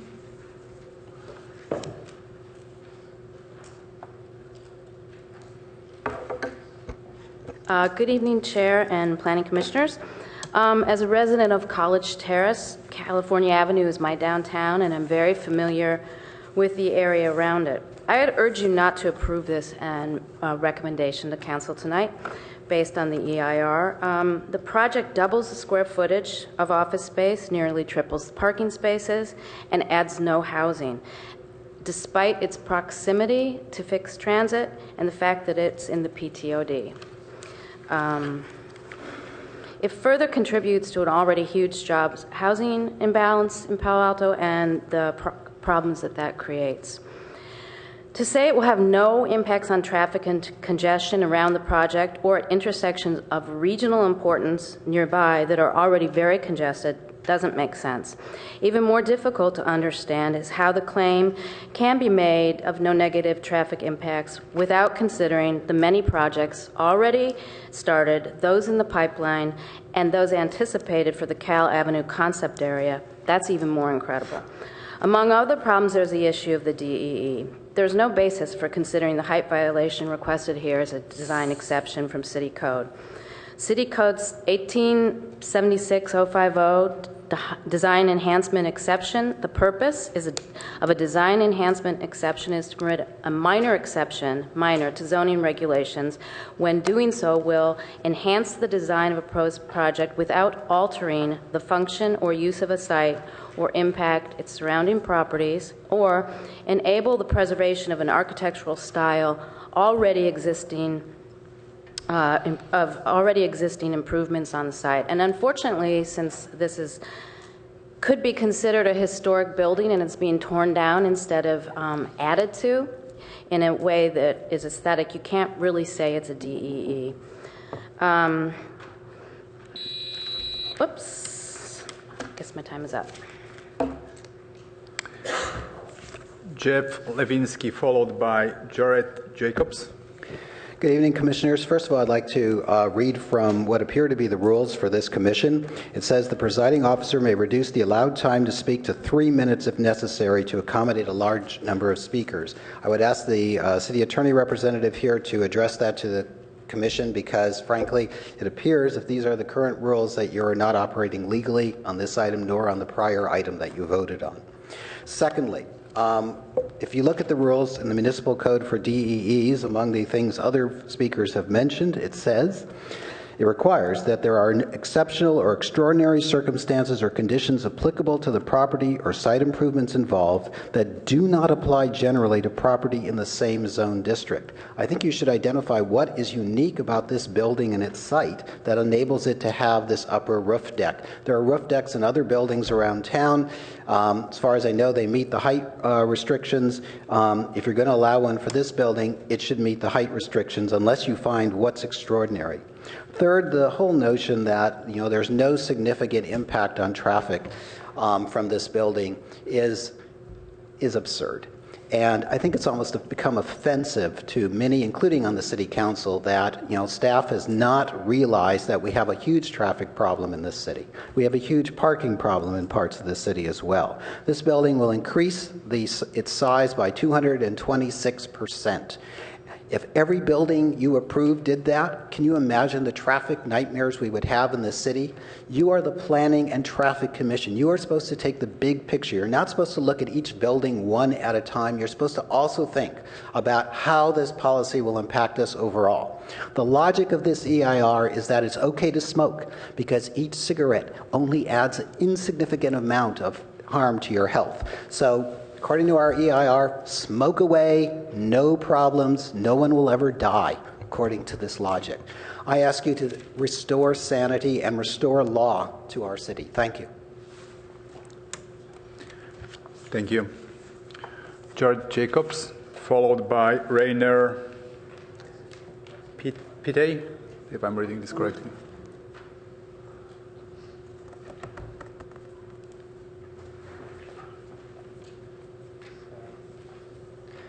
I guess I'll get started, but it would be great if you could show. I have some data to show. Good evening, commissioners. My name is Jared Jacobs. I live at 123 Sherman Ave, next to the proposed project. I've lived in Palo Alto 13 years, and in this house, coming on 3 years, with my family. So tonight, I'm going to focus on two of the master responses in the final EIR. First, the queuing issue. There's a statistical analysis done to say that it's insignificant, and that it's very remote probability that the queuing will affect Grant Avenue and Park Boulevard. There's a couple of flawed assumptions in that analysis. I have them on my slides. First, there's an assumption that a fixed percentage of inbound vehicles will be delayed, and in reality, how many vehicles get delayed is entirely determined by when the vehicles arrive and where they need to park and how long the parking takes. So that should have been an output of the model rather than an input of the model. And this artificial limit makes the model underestimate the severity of queuing in the worst case scenarios. Secondly, it assumes uniformly random arrivals, which is a fine assumption in some cases. There's a unique geography here where there's some major intersections that are gating the traffic into this area. All the incoming traffic goes through El Camino and Page Mill, and as a result, there's bursty traffic coming in. I measured for an hour this morning. I measured the traffic coming to the courthouse, which is right across the street, and I have charts to show you that using the model that they used, what the distribution would look like, and then what I actually measured it to be. And there's much more, it shows that there's bursty traffic arrivals, and that'll make this problem much worse. Secondly, I'd like to address the shading issue. The AIR justifies the severe shading of my house by pretending that my house doesn't exist. The entire analysis there is the shading of the parcel as if there were no house on the property. And if you look in the Palo Alto Municipal Code, it shows that the shading and the other requirements for abutting properties all have to do with the structures on the properties, not just the empty parcels. So I asked it before, and I'm asking again, I would like them to study how much light is going to the house. I say it's 85% reduction for half of the year, and they have no figures to counter my claims here. Thank you for your time. I would urge you not to recommend this project. Thank you. And the final speaker is Rainer Pitei. Try Japanese pronunciation is Pitan. Sorry for this. No, it's okay. The other people have trouble with it. So my name is Rainer Petan, and I'm an expert in traffic in this location because my car is parked in the underground garage at Grant. It is already now sometimes impossible to get out because at any time of the day, if there is FedEx and UPS and other deliveries and people coming and going, this will be worse. To say there won't be any further impact, this is absurd. I studied pages 1 to 59 of the package which was available, and it came clear to me that whoever wrote it thinks that building of office space is the highest and best use of land in Palo Alto because they rejected any other alternative. They went pro form, and then there was one sentence which said a good faith effort was made to evaluate a reasonable range of potentially feasible alternatives in the EIR. I have been on all kinds of committees in Germany, France, Japan, and the United States. Maybe I was a professional committeer. That sets all alarm bells off. So there was no good faith effort, and we will see about this, especially to reject the alternative of a pedestrian transit-oriented development overlay out of hand. That will sit well with the new city council, and we had an election about this, which was quite clear. If you don't know what I'm talking about, that POD that requires or enables to have more residence units, and that's what we need in the country, in the town. Thank you. So that will conclude our public hearing for this item, unless anyone else has any other cards. So now I'd like to give the applicant a chance. And actually, I did want to ask the city attorney about one of the comments in terms of the time. So can you speak on that item? Yes, Chair. Excuse me. Your procedural rules specify that on agenda items, quasi-judicial items, that speakers are given 5 minutes, but that the chair can reduce that time to 3 minutes if there are a large number of speakers. Okay, so it looks like we should have given more time. So what should we do now to correct that? Well, you did give some of the speakers additional time, and if there's anybody in the audience who would like to speak for another minute, you're certainly, should offer that. Okay, so before we offer, we have the applicant speak a rebuttal. Does anyone who spoke want to speak for another minute? Okay, so let's. You want to go 3 minutes? Okay, so. Okay, we'll give you 3 minutes. I'm going to call the names along the same sequence. Terry, you're first. We're going to give you 3 minutes, right? Probably not going to take that long, but okay. Excuse me, I was first. Actually, he was. Actually, Peter was first. Okay, my apologies. Peter. I'm not comfortable with my presentation having been broken in half like this, so I will attempt to begin where I left off. But if I go over 1 additional minute, I'm going to continue talking until I'm finished. As I was explaining, the DEE is not within any of the criteria for allowing it. And the response that was given in the EIR was refer to master response 3. Master response 3 deals with no significant impacts to visual resources protected by state or city regulations. The roof deck is designed to be set back. It won't cast a shadow. That does not even come close to addressing the fact that this 4th story does not meet any of the criteria for the DEE. My comment C3 says The requested variance is not minor, it does not impact the surrounding properties, and it does not overcome any site infirmity. Their response to that is only part of the structure would be 47-foot monolithic wall, and they intend vining vegetation. Most of the building would be 37 feet. Well, that's most of the building if you don't count the fact that they're talking about a permanent roofed fourth floor on this thing, which is not 37 feet.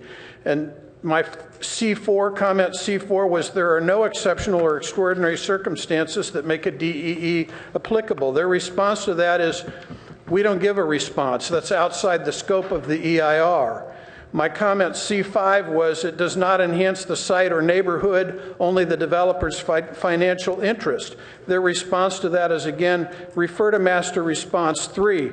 The observation deck would be set back, few windows, as was mentioned here, few windows of the surrounding residences directly face the deck. The vegetation would mitigate it. Few views would be impacted. That doesn't address the point. This thing was written with a broom, sweeping everything under the rug, not with a pen. You all have to consider the municipal code and study what is allowable for a design exception, and tell me if you can justify this one. I assert you cannot. Thank you for the additional time. Thank you. Terry Holzheimer, next. I'd just like to make two additional quick points. On page, I guess it's 3-25 in the EIR. Clearly at the top it says a few parking spaces on the ground floor would not be used by the parking machines. No one understands what that means. No, what does that mean? 2, 5, 10? Very unclear. Also on the same page it goes on and it says, however, it is expected that the time of peak traffic associated with the proposed project using Grand Avenue would be the 8 a.m. to 9 a.m. hour. Well, my wife works at a high-tech company. Most people don't arrive until much later, 10 or 11, and they work to 7 or 8. This is the normal working hours for high-tech workers today. I don't understand this. And then it goes on and says the residents using Grant Avenue would occur before 8 a.m. How do they justify these times? They know nothing about our complex. They know nothing about the people that live there. Nothing. Okay, another page, 3-30, under G number 4. It says the parking machines are designed to be safe in an earthquake. It talks about earthquake preparations and stuff, but it doesn't explain how they're making them safe. There's no specific data. And this is a major concern to our residents that live right across the street. If there's a major quake in this area and 12 cars fall on 12 more cars, there's bound to be an explosion. Gasoline will spill out. Hazardous waste will occur. How will that be handled? Is the fire department been alerted that this type of operation is being planned for this area? How will that operate? How will it deal with these type of hazards? It's not explained at all. And this is an environmental report. It should be explained. These are just two examples of, after reading this report, how frustrated our residents are. Thank you. Thank you very much. Doria Sima, would you like to speak?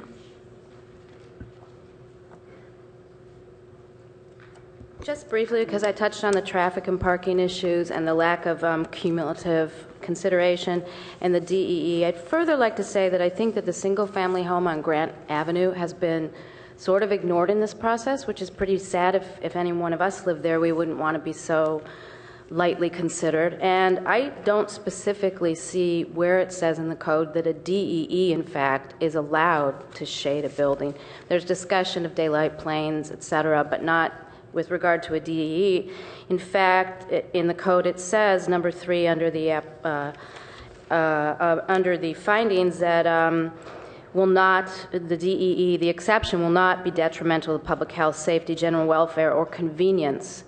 So it's pretty hard to make that argument. And I do feel that the loss of historic architecture rather than the creative repurposing of it, and indeed even to get a bigger building, has become a little all too common in Palo Alto to the detriment of the character of our city. Thank you very much. Thank you. We have Bill Ross. Mr. Ross, no? Okay, good. Jeff Lewinsky.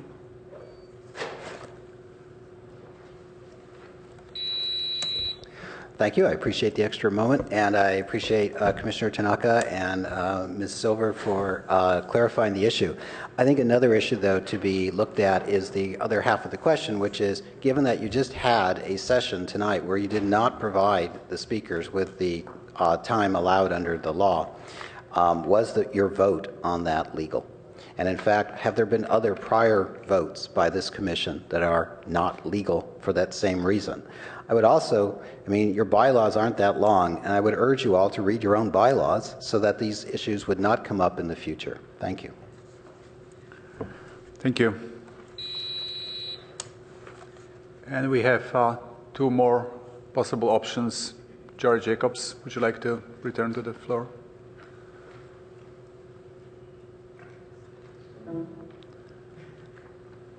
Okay. If you wouldn't mind opening the file, that would be very helpful. Thanks. There's only one. It's the PDF file 2555. And if you can full screen or presentation mode, that'd be great. Next page. You can skip a couple of pages here. These are the assumptions in the traffic. So this is using the assumption of uniformly random arrivals. Thanks.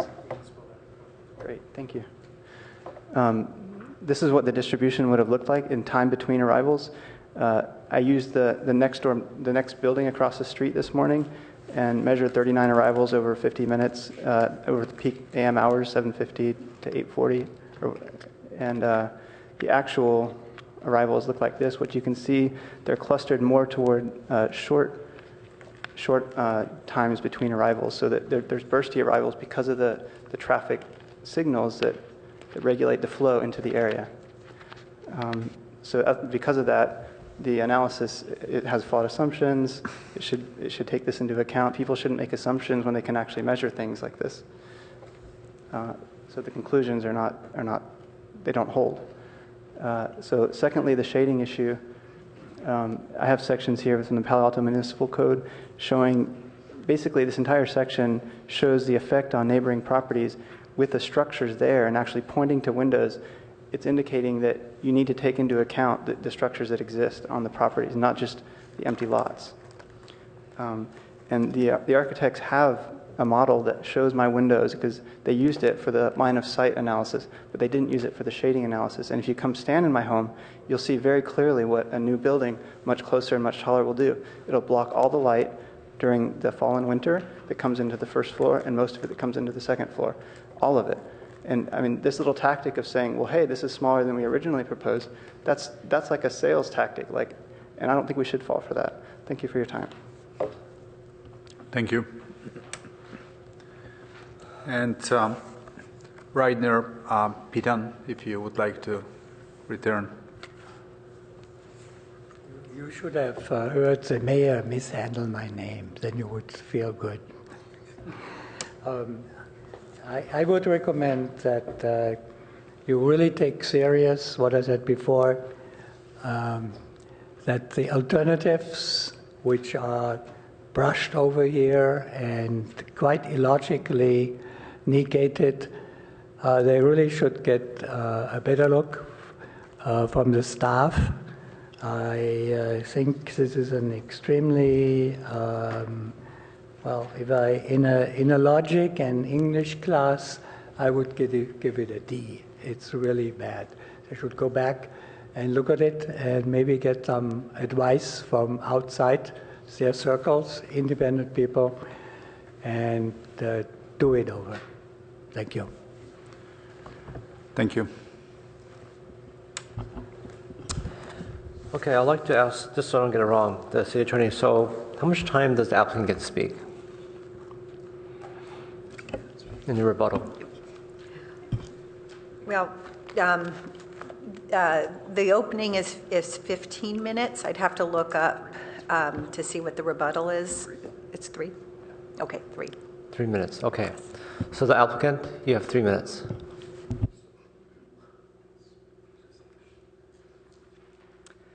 Good evening, Commissioners. I'm Heather Young. I'm representing the applicant. And first off, I'd like to thank all of the community members who came tonight to speak on this issue. I don't have answers to all of the points that were brought up. I'll need to defer to Cara, Assistant City Attorney, for some of them, to Catherine Waugh, the writer and preparer of the FEIR, for some of them, to Rafael Ruiz, City Transportation, for the definition of some of the standards, and also our consultant, Luke Schwartz, from Kimley Horn, on some of the traffic. The things I can, I hope, shed a little light on are, one, Mr. Ross had a question about water consumption for the building. And as you probably know, this building and many of the new buildings are required to meet CalGreen Tier 2 standards. Because the building is going for LEED Silver, it actually surpasses the state mandated requirement by a 40% additional reduction in water consumption. I hope that that helps to satisfy your concerns about this particular project's water consumption. The DEE, I think Cara will address as far as the PTC's role in reviewing that, and I think Catherine can refresh all of you on how the EIR and the FEIR are intertwined with the DEE. The traffic standards by which the project is judged, I believe, are adopted and established by the city, and Raphael may not have it all with him, but he should be able to tell you which of the additional sites that were routed off, the different addresses, are in fact included in the project's traffic analysis. And sorry, I need my glasses. And Kimley Horn can address when the traffic report original data was taken on the site to help address Jared's concerns about the potential discrepancies between his personal observations and those that were used for the project. The queuing question also, I believe Matt has some information. An additional study was prepared to support Catherine's responses to the draft EIR public comments on the queuing. There is in your packet, and sorry, I'm trying to go very quickly. There was, sorry, could I just run very quickly? Page 28 in your packet has a brief shadow study on the peak, winter solstice and summer solstice, and vernal and the spring and fall dates for the peak shadows at 9 a.m., noon, and 3 p.m. The PTOD option was studied and is discussed in the FEIR. It results in a significantly smaller project and was not deemed by the applicant as a feasible project. It's true. The question about the number of parking spaces, there are 92 spaces in the base case analysis, including 4 accessible spaces, which are surface parking. The TDM alternate included a reduction of 10 parking spaces, and the remaining 82 spaces, 4 were surface accessible, 13 would become surface open to any visitor or guest to the building, and then the remainder of them would be in the parking machines. The hazmat mitigated measures, I believe, are detailed in the full EIR, which was not part of the 59 pages that were included in the report this evening. And I believe, we believe that the FEIR and the DEIR actually had a great deal of depth and research in their review, and I think we all take this very seriously. So I thank you very much. So I'd like to bring this back to the commission, and the basic format I'd like to use is kind of similar, where we'll go for some Q&A from the staff or applicants or even members of the public. And also, I think it would be good for us to surface issues that we want to deliberate as well. And I'll write them down and itemize them, and then we go through them. So, so if anyone has questions about this, please hit your lights. Commissioner Alchuk. In light of the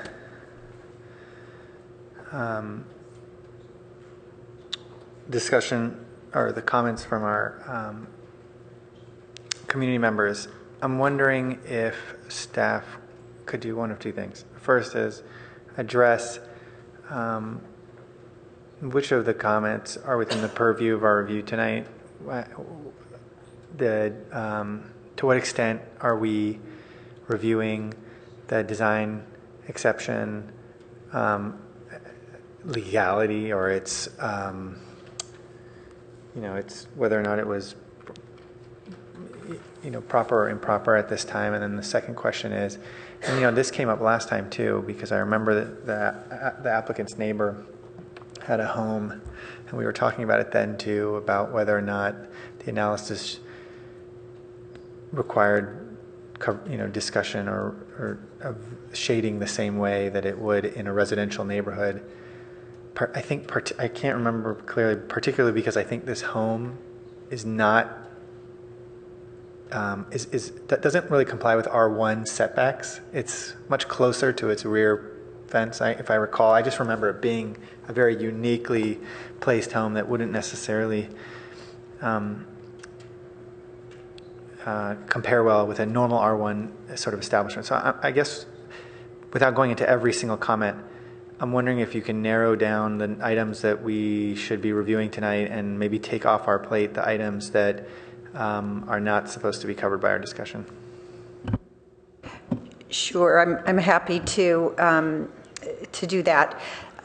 So under the city's local CEQA guidelines, the commission is required to review all EIRs and to conduct a public hearing on EIRs and to recommend certification to the city council. And so that's what you're doing today, and your purview is over the EIR itself. This particular project did not require an entitlement that goes to you for a recommendation or on appeal. And so you're not reviewing the entitlement aspects of the project. The entitlements will go to the city council.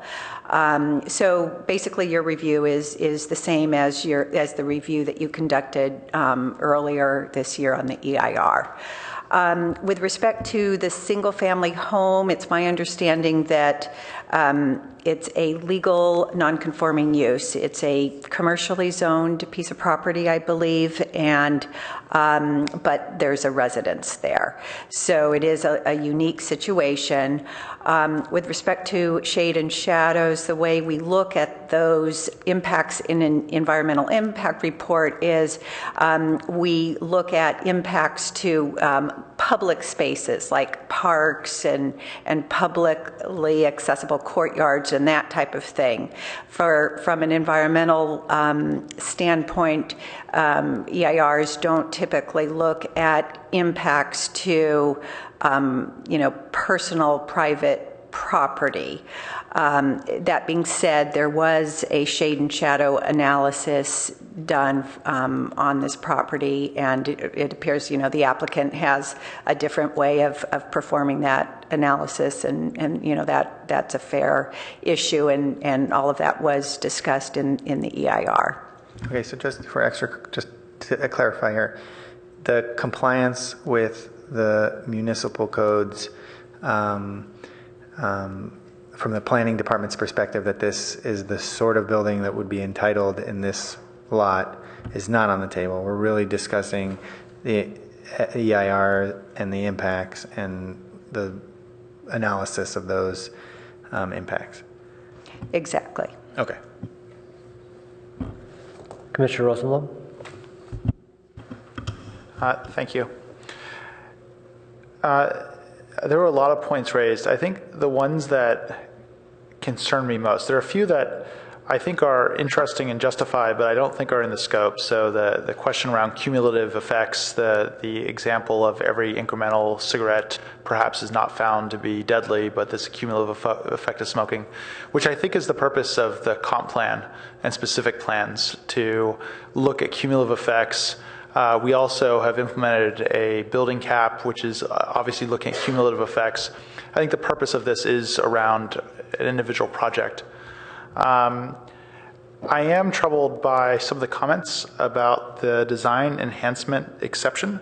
I looked at the ARB findings, and they found that the shading size would have to be reduced, which the applicant agreed to. Looking at the picture of the initial rendering itself, it does appear to be a shade on a top floor. It is a 37-foot building, I believe.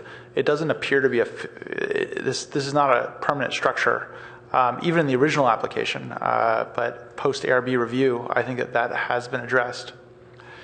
In terms of the other piece that troubles me is the impact on light for the single-family home, which is non-complying. I remember this last round through, this did disturb me because it is a significant degradation of quality for that individual. I actually accept that the way the shade study should be interpreted is with the way the commenter expressed, which is we should be looking at his dwelling, not just the theoretical lot. But to the point of, if the point of the EIR is to check for shade in public spaces and not impact on private property, then I'm not sure why we're doing that analysis to begin with. If you are doing that analysis and you find it as a legal matter that it's an important part of the analysis, then I would agree with the complaint that we need to look at the impact on the building itself and its windows and not just a theoretical empty lot. So that is the one piece remaining, that if that does seem like a decisive issue for some reason, then we should do it properly. If it's not, and it's not part of an EIR scope, then it should have been excluded. Other than that, I found the responses, the master responses, to be satisfying. The only piece, and I'd like guidance from Cara perhaps on this one, which is I do like the option of potentially reducing the parking spaces in exchange for Caltrain passes for everyone in the building. I think that would be a valuable thing to do. I think that the economics would work. I think it would reduce traffic. I don't know how that's done. There are parking requirements. You can't go below them. Is this something that council, if I were to recommend that or PTC were to recommend that council could consider making exception, or procedurally how that even works? So again, the entitlements really aren't part of your purview. Mm-hmm. That would typically come up through the entitlement process. Mm-hmm. If you can tie it to the environmental process, it would be within your purview. So if there were perhaps, again, in the environmental process, what we're looking at is an impact and different ways to mitigate that impact. So you would have to tie it in that way. I see. Okay. Those are all my questions. So to summarize, the complaint about cumulative effects I don't think belongs here.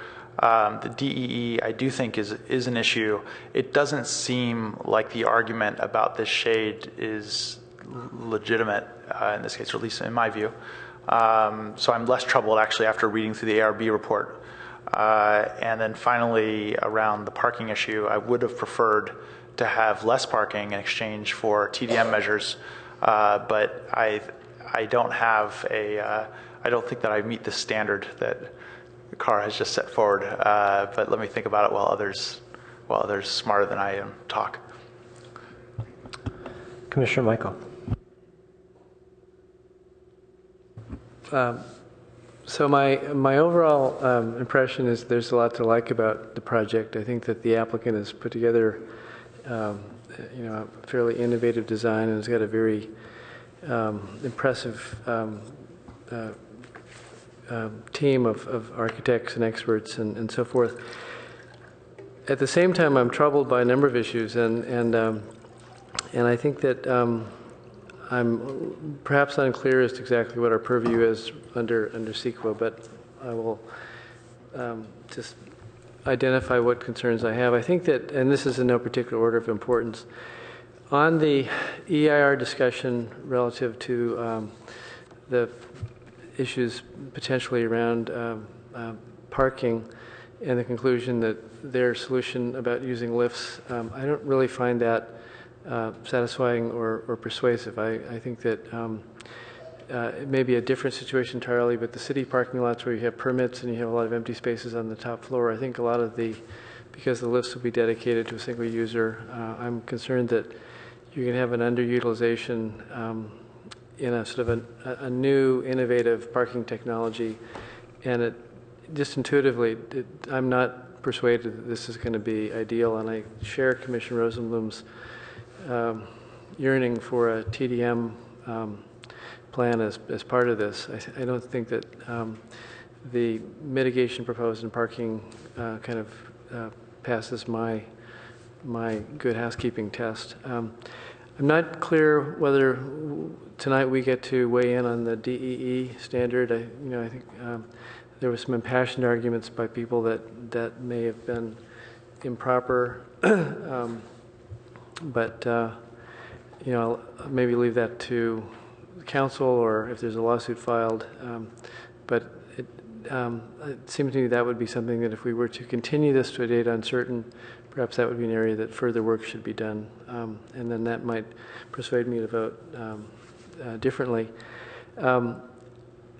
I think, although again it's probably outside our scope tonight, I think that every major project, and this is certainly a significant project, is going to have a cumulative impact. The California Avenue area has got a lot of projects going on, and I think that maybe, jumping ahead, I'm beginning to despair that the city is ever going to update the comprehensive plan.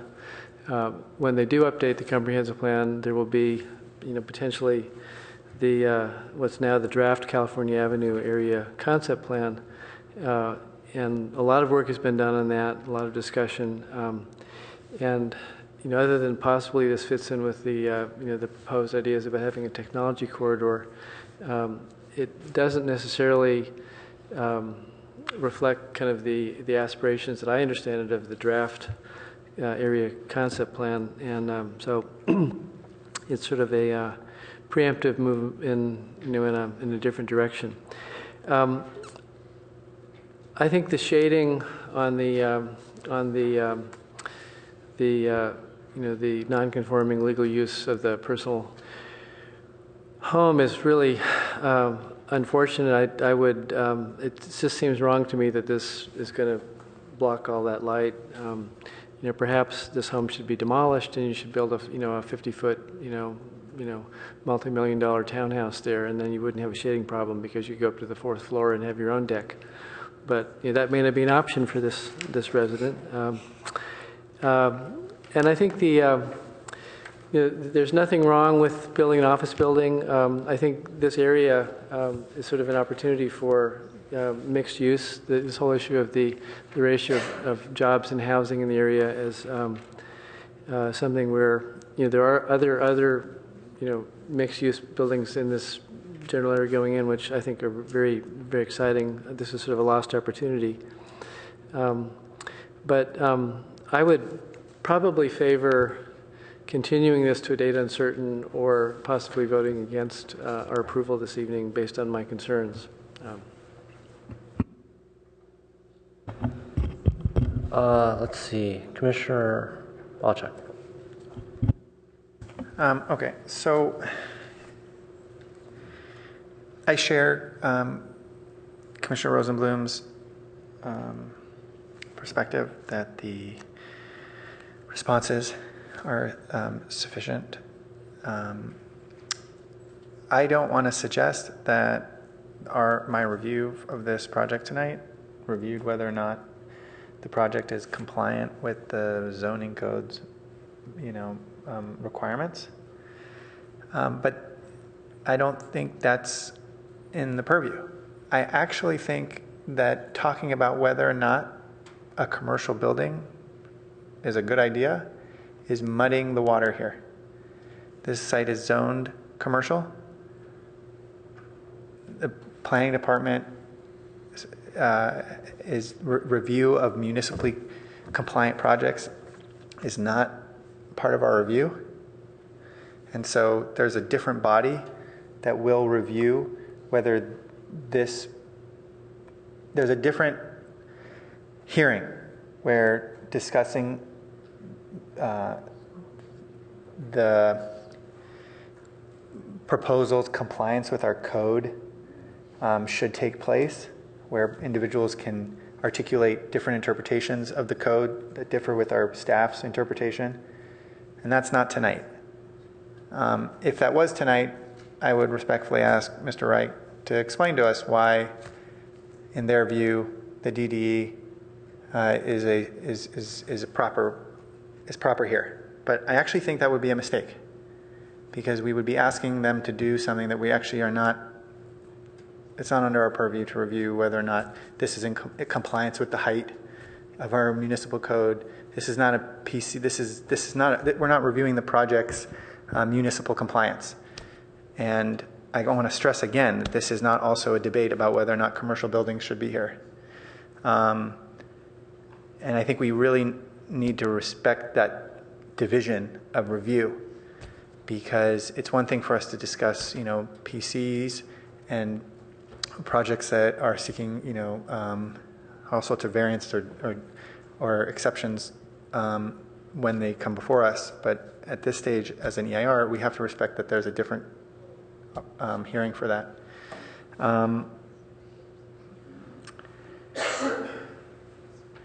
So I think some of the comments that have been raised could theoretically be addressed more completely in the packet, and I think it would be worthwhile to add to the analysis that I think is actually very good the specifics about potentially the impact of the most recent regulations regarding water, particularly because of the recent, changes. I'm not entirely sure that this project is any less compliant than it was 15 days ago or 24 days ago, but I just think that one of the commenters mentioned that we should be evaluating the EIR as in the current environment, and so if theoretically the regulations may have changed in the last 20 days, or if there's a new order, we should at least acknowledge that in our packet, and maybe that would be a good piece to include as it makes its way to council. Before we even entertain the idea of pushing this to a meeting at an unknown date, I think we should determine whether or not there is consensus here that the issues identified in the EIR weren't addressed properly or addressed in our commissioner's view sufficiently by let me use the right term here, by the staff report and its findings. So I'll stop it there. Okay, so what we're going to do also, because it's almost 10 o'clock, is we're going to start using timer again. So let's make it 3 minutes for each. Excuse me, Chair Tanaka, can I just correct two things Sure. for the record? So with respect to the water supply assessment and the water impacts, that was, I thought, a very good comment from Mr. Ross. The CEQA analysis is based on the existing conditions at the time the notice of preparation is filed. And so, of course, conditions are constantly changing. And so the law says that it's frozen in time at the day that the notice of preparation. So, that's why the new regulations that were adopted, a few weeks ago were not applied. Also in this case, CEQA sets forth certain triggers for when water supply assessments should be prepared, and this particular project was not big enough to implement that trigger. And then one other comment I wanted to correct on cumulative impacts. So EIRs and negative declarations are required to examine cumulative impacts that are triggered by the project. So it recognizes that, maybe one project might not trigger an impact, but if there are other projects in the area, cumulatively, there could be an environmental impact. And so the EIR did look at cumulative impacts, and so that also is within your purview. With respect to the projects that Mr. Ross specified, the way our traffic analysis works is that those projects are factored in the background model or by using a growth rate projection to incorporate those projects. So there was a cumulative traffic analysis done for this project. Okay, so I want to call on Vice Chair, and you have 3 minutes.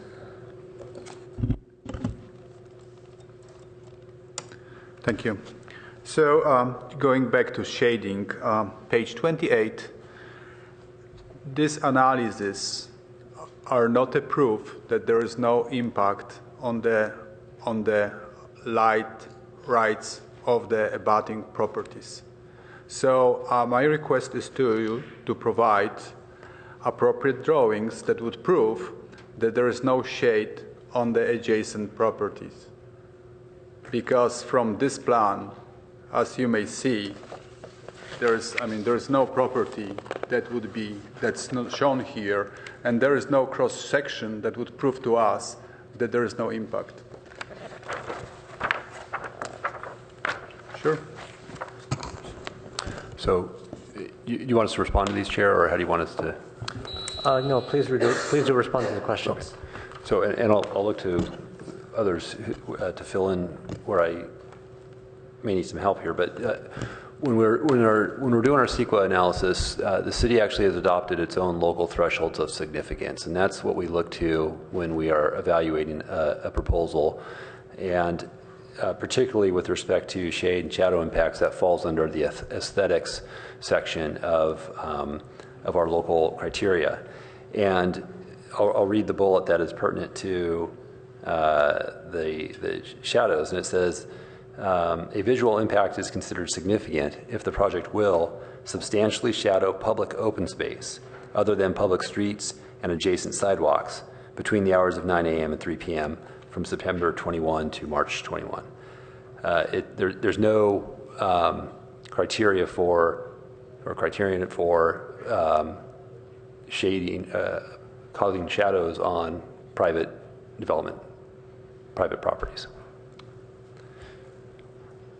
I understand this, but then since the structure goes above the height limit with the umbrella that's on the roof, that pretty much creates impact on the neighborhood by pretty much just taking away something that these people enjoy today. So I understand the pronouncement of this letter, but pretty much there is no law that would just restrict us from looking into this if we're just pretty much encroaching into the height limit.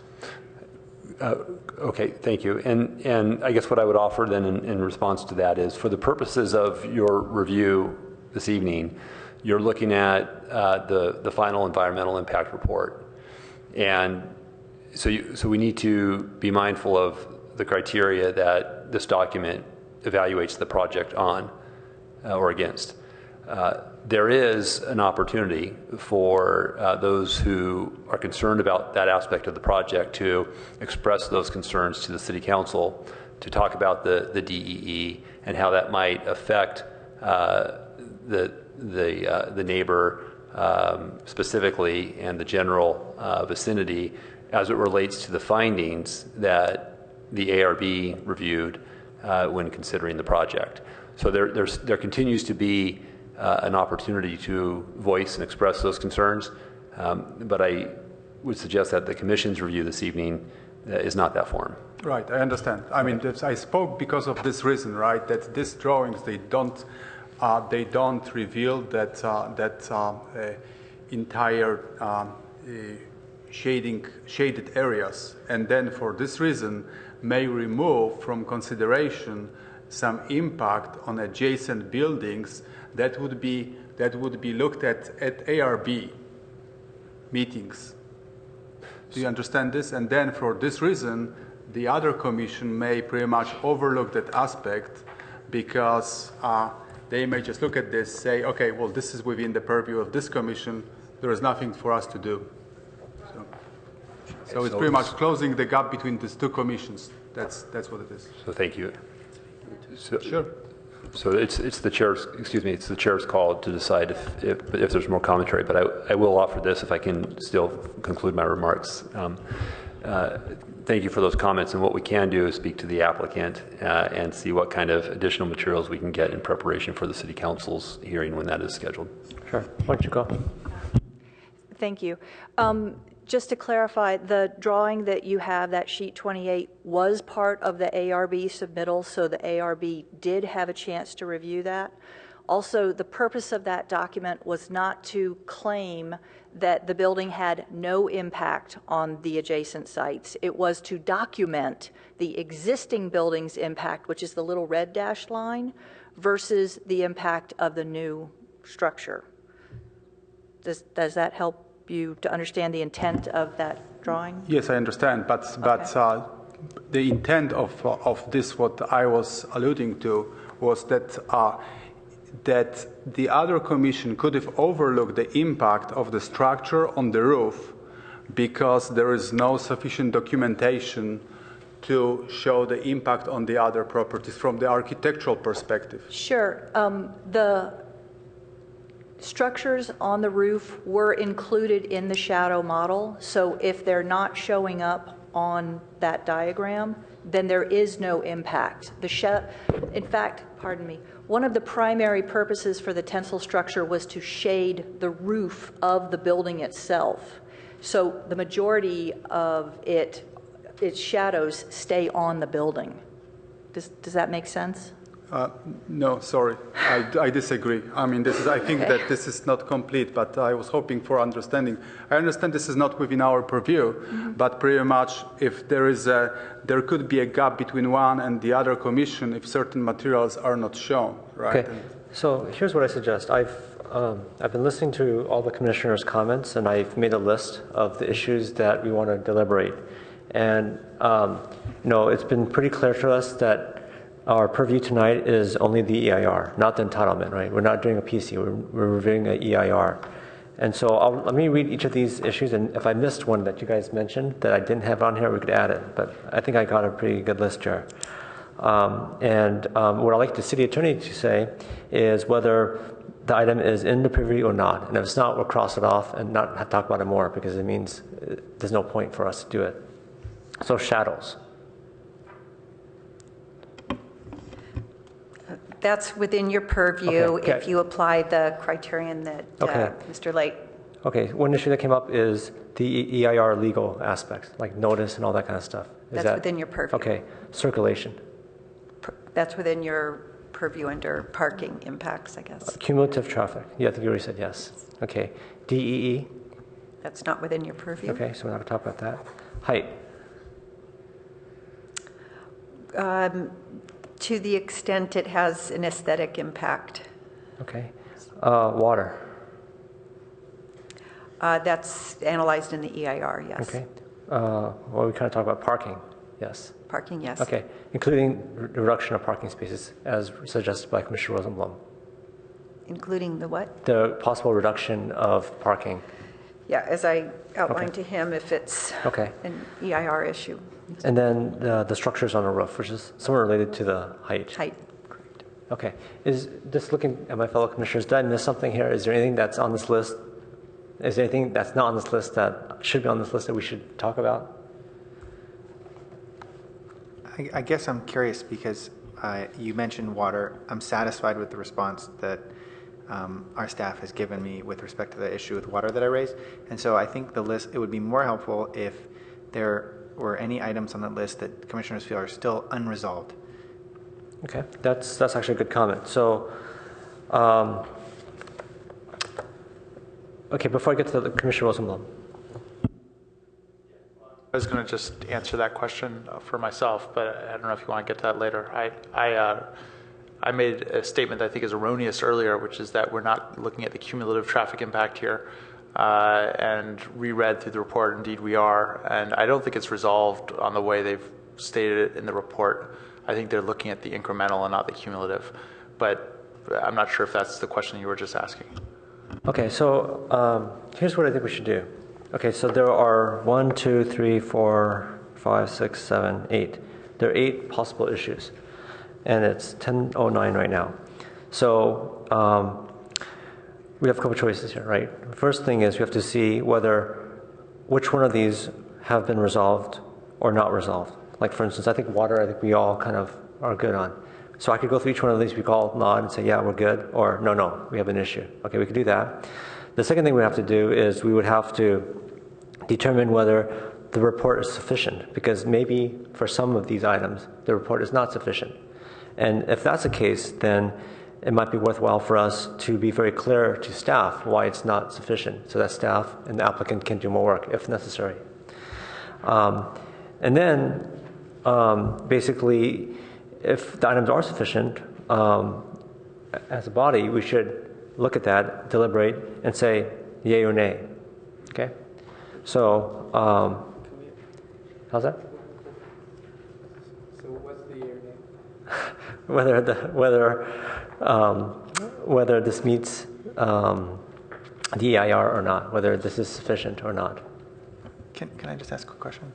In the process of determining insufficiency, I just feel like it would be nice to hear staff respond to the concerns of insufficiency.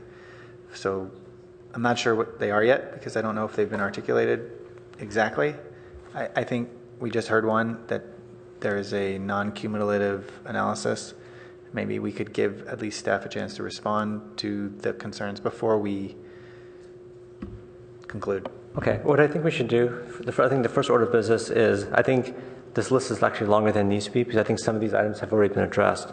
So here's what we'll do. I'll read each one of these items and you raise your hand up if you think that we still need to talk about it.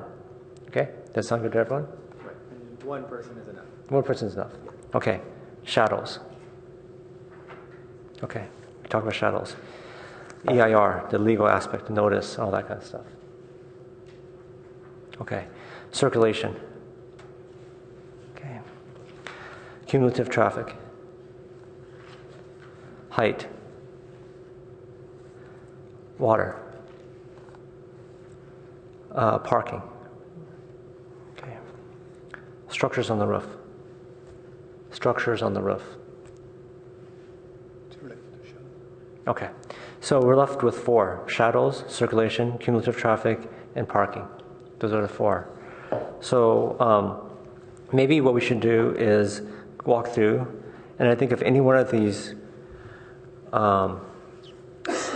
okay, here's what I think we should do. I think we should go through, because if any one of these we think there's not sufficient information in the report or cannot be satisfactorily answered by the applicant or staff, this almost means that more homework needs to be done before it comes back to us.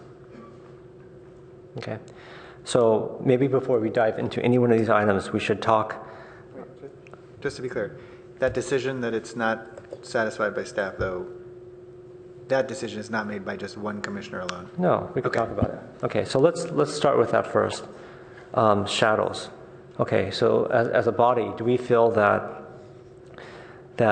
there's sufficient information in the report, or from what we heard from the testimony today, to consider this item thoroughly? Do we feel that, or is there something missing? If there's something missing, we should say something. Okay, so we'll talk about. Sure. So I want to reiterate the point, right? From perspective of PTC, I don't think that I'm comfortable that we covered shadow aspect. But from perspective of bridging the gap between these two commissions, ARB and our commission, I believe that there should be a disclosure of the structure and its shadow that it creates on the adjacent properties, because the drawings, they simply don't show it. Okay, so the Architectural Review Board has already evaluated the project and made its recommendation to the City Council. I hear what you're saying with respect to the documents that you're looking at today. We'll continue to take a look at that. We believe it's addressed, but we'll look at that and we'll ask the applicant to provide some additional plans to effectuate the illustration that you're seeking for, and we will present that, ask that to be presented to the City Council, so the City Council has that information available to them, because they're the ones who are actually going to be acting on the project. Yes, and I believe it will be fair and fine. Yes, thank you. Okay, so Commissioner Olchak. Just really quickly, because I think it might be informative. Is it? My impression is that the municipal code does actually discuss potentially shading on adjacent structures, and that would have been reviewed at some level in the planning department. The fact that it's not presented here is because our review doesn't cover adjacent structures. Is that a safe assumption? I just to make sure that I don't want there to be this assumption. I feel like we're fishing for a failure, and I don't know if there was one, so I'm just curious. It is noted in the environmental document that within the zoning ordinance 1816, under the context-based design criteria, there's one line that says that a project shall limit its impact on sun and shadow to adjacent properties. There's no threshold or criteria given, and so if you look at the environmental document, it does state that. Okay, so it sounds like shadows. And I'm sorry, and that is an affirmative finding that needs to be made by the Architectural Review Board. So it looks like for shadows we have sufficient information. Okay, circulation. Does anyone feel that in terms of circulation there's not sufficient information in the report, or from what we heard from either the public or from the applicant to discuss this item? Okay, cumulative traffic. Okay. Commissioner Rosenblum, do you want to talk about that?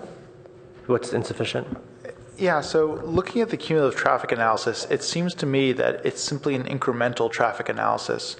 So it's hard for me. So first, I was erroneously under the impression that that wasn't even part of the EIR. So that's my fault, and it's clearly part of the EIR. The wording that you have is in the cumulative condition is expected that some local roadways intersections will operate at unacceptable levels of service. However, the addition of traffic generated by this project would not significantly increase the average delay or volume capacity ratios for any intersection. The proposed project's contribution to the cumulative traffic scenario is considered less than cumulatively considerable. And the language, I think, makes it clear that it's an incremental analysis. So I just don't understand how it's a cumulative analysis, meaning that you would have to include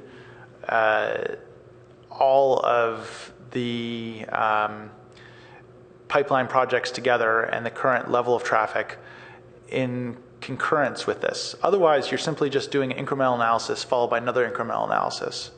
And so it's possible that I don't understand, well, it's clear I don't understand the standard for cumulative analysis and how that differs from simply an incremental analysis of the number of seconds added by this project. So it's possible I misunderstand the standard, but it seems to me that's just another incremental analysis. So I can try and give you a little context for how we approach the cumulative traffic analysis. So we first start by evaluating the cumulative impacts, so the impacts in a future year, which this year this EIR uses 2035. So we look at all of the projects that are included in the city's traffic model, which are based on the designations under the comprehensive plan, as well as other reasonably foreseeable projects, and calculate what the levels of service would be without the proposed project. That allows us to determine where in the study area there would be a significant impact in the cumulative condition. Then what CEQA requires is that we figure out to what degree the proposed project contributes to that impact. And that the language, I know it's cumbersome, whether or not the project makes a cumulatively considerable contribution to the cumulative impact. I did not write the California Environmental Quality Act. Those are the words that we, that's what's in the statute itself. So it's a little bit confusing, but it is basically, what we're concerned about is the increment that the project would add, but we first have established what the conditions would be in the cumulative scenario. So that lets us know if there's a lot of development going on. Say, there's an intersection today that's operating acceptably, but in the future it would be right at the edge of being on the, on an unacceptable level. That's the most common time when you'll see a project that might individually have less than significant impacts, but in the cumulative condition could contribute to a significant impact. So I think I understand this. So on the incremental basis, your standard is number of seconds added. So if it's over 4 seconds, then it's considered significant. Below, it's considered minimally significant or something. And then the cumulative concept is that if an intersection's level of service is downgraded or becomes unacceptable as a result of this project, that's the cumulative impact standard.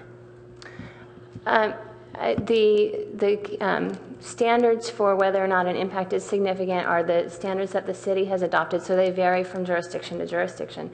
But the way that the city of Palo Alto's standards work it's a combination of both. So there's a bright line that if an intersection falls below a certain level of service, then that would be a significant impact. But there is also the consideration of how many seconds does the project add to the overall delay, and is that a substantial change? And both of those thresholds can be used in the individual project analysis as well as in the cumulative. Great, thank you. Okay, so yeah, I'm just looking for if folks feel that or disagree with Commissioner Rosenblum in terms of sufficiency of the information. Commissioner Michael. Yeah. So if someone could clarify my understanding on the existing situation at the city's worst intersection, which is at Page Mill, Oregon, and El Camino, which is close to this project. To what extent do you have sort of the straw that broke the camel's back with respect to any project that's adding 100 cars a day or whatnot to the neighborhood in which you have the city's worst intersection level service F? Because it has occurred to me in the past that if we really are sensitive about this, we would, the word moratorium isn't my favorite, but you definitely slow down on development in the area where you've got this unresolved, the city's worst intersection.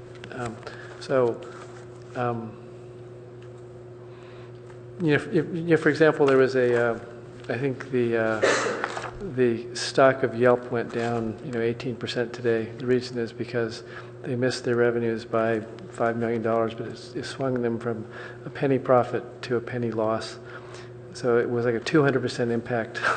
So anyway, you have these situations where you've got sort of a vulnerable condition, and traffic in the California Avenue area strikes me as an area of big concern in the city. So how do we deal with that?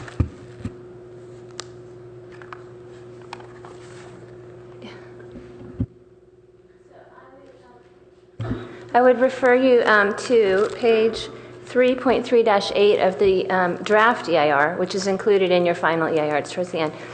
That page lists out the significance criteria that are used. These are the criteria that have been adopted by the city, as well as influenced by the standards of the county for intersections that the county controls. And so the applicable ones for this level of service and how intersection operations are changed by a project are H, I, and J. So these specifically set out that the level of service requirement, the number of seconds of delay, and the increase in the volume to capacity ratio. So for any intersection, the worst one in town or the best one in town, these are the standards that are applied. And so even at the worst intersection, if you also refer to the cumulative impact analysis here, there's a table on page 4-5 that shows you specifically the number of seconds of delay that would be experienced at that intersection that you mentioned without the project and with the project in that cumulative condition.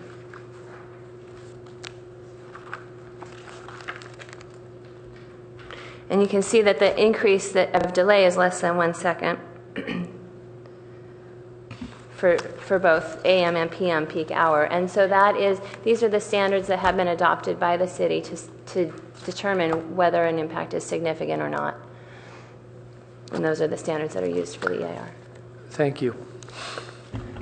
Okay, so if I could just perhaps ask Catherine a question on that. So this was for 2035, and it takes into account roadway improvements that are anticipated for that particular intersection, and so that's why it is not showing an impact, perhaps for this particular project. I think it's also due to the size of the project and how many trips the project would generate relative to background traffic volumes. This project wouldn't add very many trips. I don't know what the total number of trips are that go through that intersection on a daily basis, but the proposed project would add, such a small amount as to not noticeably or significantly affect the amount of delay that each individual vehicle experiences and the overall level of service. So again, it's an excellent answer, and I really appreciate that you understand this at this level. I'm very impressed. But on this chart that you referenced, the condition, the level of service, and the PM peak hour is F, it stays F, and so you wonder, as a policy matter of the city, if it's F, do you have to like stop already? But I guess not tonight. okay, so it sounds like both concerns about the sufficiency of information for cumulative traffic is okay. What about parking? Do we feel that there's sufficient information in the report about parking? Okay, so maybe let's take each item one by one. So the good news is that we should have sufficient information to talk about these last four issues. So the first one is shadows, right? Now, this is in context of the EIR. Does anyone feel that, based on the information we have at hand, that the issue about shadows is not sufficiently dealt with? Commissioner Michael. So I'm persuaded that it's not our purview to come in after the ARB and and relitigate their issue, nor is it our view to sort of update the language of the municipal code.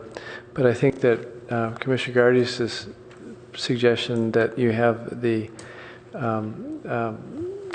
clarification with additional disclosure to the council about the shadow on the adjacent property is important. And with that, I think we will have done our job. Okay, seeing no other lights, I assume that we think, at least on this topic, we're good. Okay, circulation. Does anyone have issues about the circulation in terms of the sufficiencies, in context of only the EIR? Okay. I see no lights. Okay, cumulative traffic. Commissioner Rosenblum. Yeah, I'll finish this quickly. I think the information, the explanation given makes sense, and I think that the definition and standard are odd, but that's not, again, the discussion for tonight. So just to note, I'll try to take this up another time. But the information that you've supplied, I think, was very helpful, and it's clear. I understand the standard by which you were measuring this. Any other comment on cumulative traffic? Okay, last one, parking. And one of the kind of sub-issues of this is Commissioner Rosenblum's proposal for a reduction in parking spaces. Does anyone have any comments on this one in terms of, is it not sufficient? Otherwise, does Commissioner Rosenblum want to talk about your proposal? Well, the proposal was proposed by the applicant initially, saying that there could be an option to reduce the number of spaces by, I think, 10. In exchange for that, there would be a supply of Caltrain Go passes for all the users of the building for, I believe, 30 years. Is that something? It was for the length of the project. I love that idea. I think it's excellent. I think it would reduce the number of trips, it would reduce the number of cars. I think that it's the right thing to do in that area. I don't know how to do it from just procedurally. It means the project doesn't meet the minimum parking standards. I think it's something that if it could be entered in the record that if other commissioners agree with this, that PTC would like council to consider this, I think it would be a great thing to do. And I think the logic that of the 10, of all the people in that building getting free Caltrain, that it would displace 10 cars, I think that seems like a fairly good bet, and I think it's the right thing to do. Commissioner Alchek?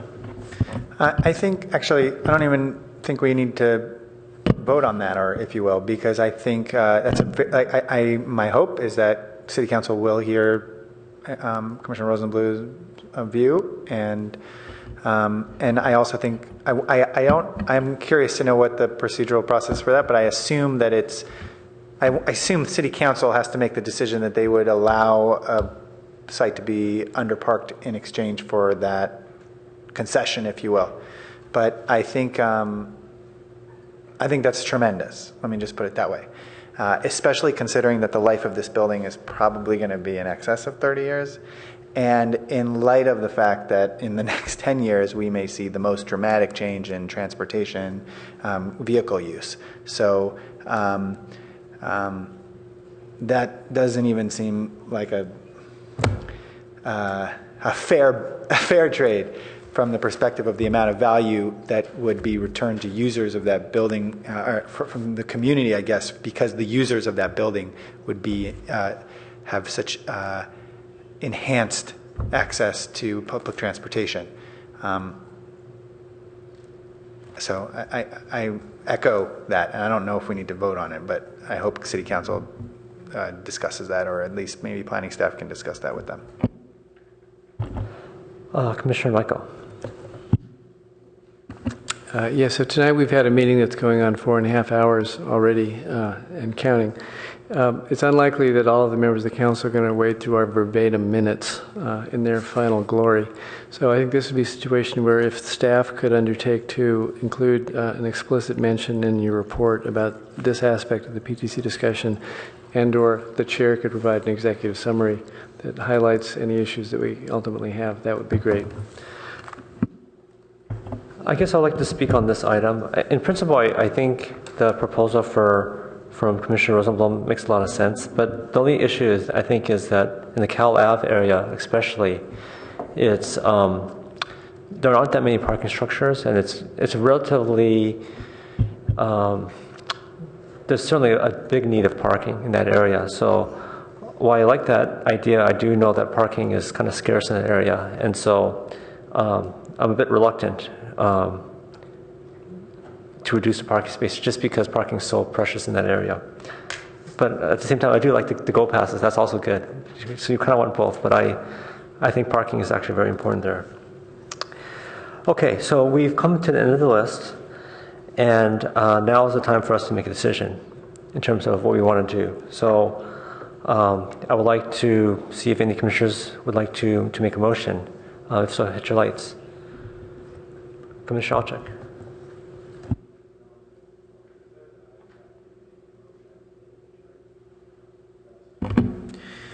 At this time, I would like to make a motion that this commission recommend City Council approval of the final environmental impact report for 2555 Park Boulevard.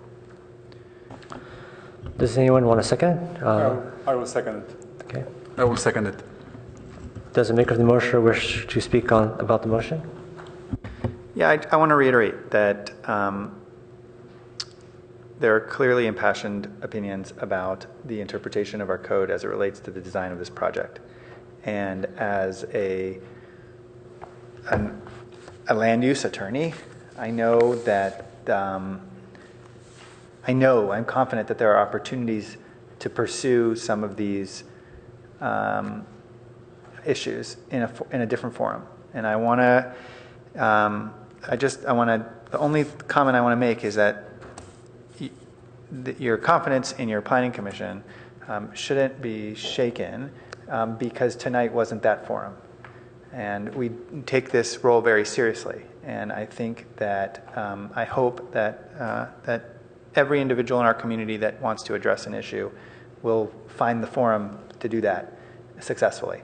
And I'm glad that we were able to sort of work through these complicated items tonight while still being very professional, and I want to just articulate how impressed I was with staff's knowledge and presentation of the issues. Does the second of the motion wish to speak?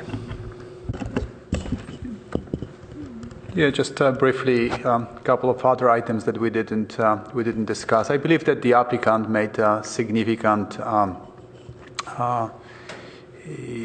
gestures toward the neighbors at our prior meeting. So certain concerns that were to the non-conforming residential property were addressed, and I think that from this perspective, applicant went beyond the requirements just by setting building back and then providing balcony with a tree. So that's good. The only thing that I would like to understand, but this would be probably for some other conversations after we hopefully approve this project, would be to understand at what point of time our overlay district kicks in and becomes profitable for the developers to have services in the ground floor, as opposed to just takes this area for the parking structure, which may not be very attractive for the city. So that's maybe something that staff would just keep in mind when we're going to work on the comprehensive plan, because we would like to understand it ourselves, and as opposed to using this valuable space for parking, how to just deal with it so it just becomes a service floor. Thank you. Okay, so it's now time for deliberation on this motion. So hit your lights if you have any comments or if you have any amendments that you would like to make to this motion. Otherwise, we'll take it to a vote.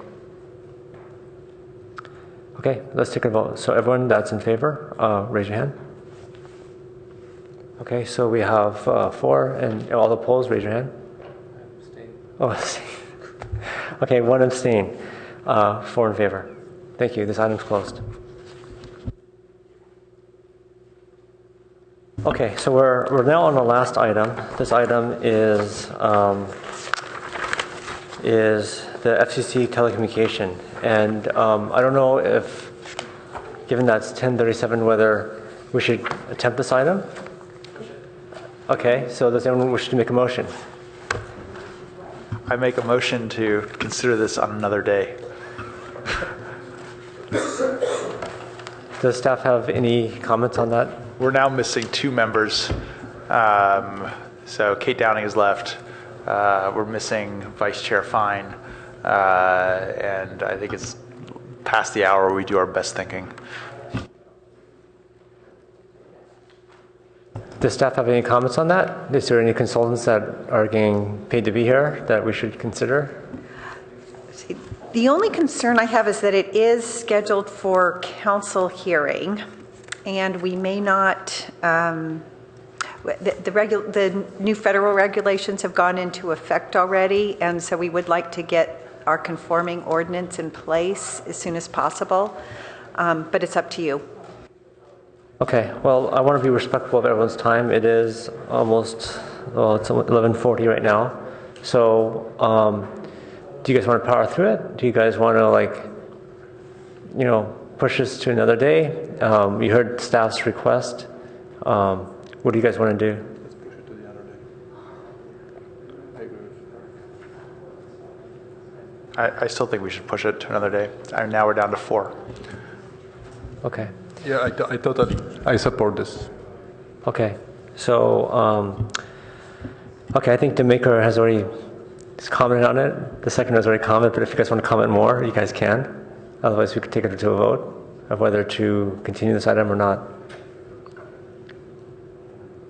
Okay, so let's take a vote. All in favor of continuing, raise your hand. Yeah, like pushing it out. Raise your hand. Okay. I think we should keep going, but I'm okay with that. So I'm outvoted, so 3 in favor of continuing and 1 against. So this item will be continued. Okay, so we're at the last part of our meeting now, which is minutes approval. Does any commissioner wish to make a motion to approve the minutes?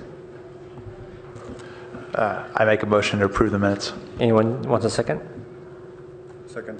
Okay. Motion made by Commissioner Rosenblum, seconded by the Vice Chair. All in favor, raise your hand. Okay, unanimous. And let's see. I think given this late hour, I think probably the other topics I think can wait. It was just, I think, more about specific things that we want to talk about, but I think we have a pretty good list already, and if someone has updates, they could also submit it to staff offline, and they could update the Google Doc for us. So with that, go ahead. Thank you, Chair Tanaka. So I just wanted to make sure that when we continued the FCC one, that we were continuing that to a date certain, and the next date that I have is May 13th. Is that sound good? That's a scheduled meeting, right? There's already a meeting on that date. There's a regularly scheduled meeting on May 13th, okay. Yeah. Okay. Thank you. Okay, with that, we are adjourned. So thank you everyone for your time.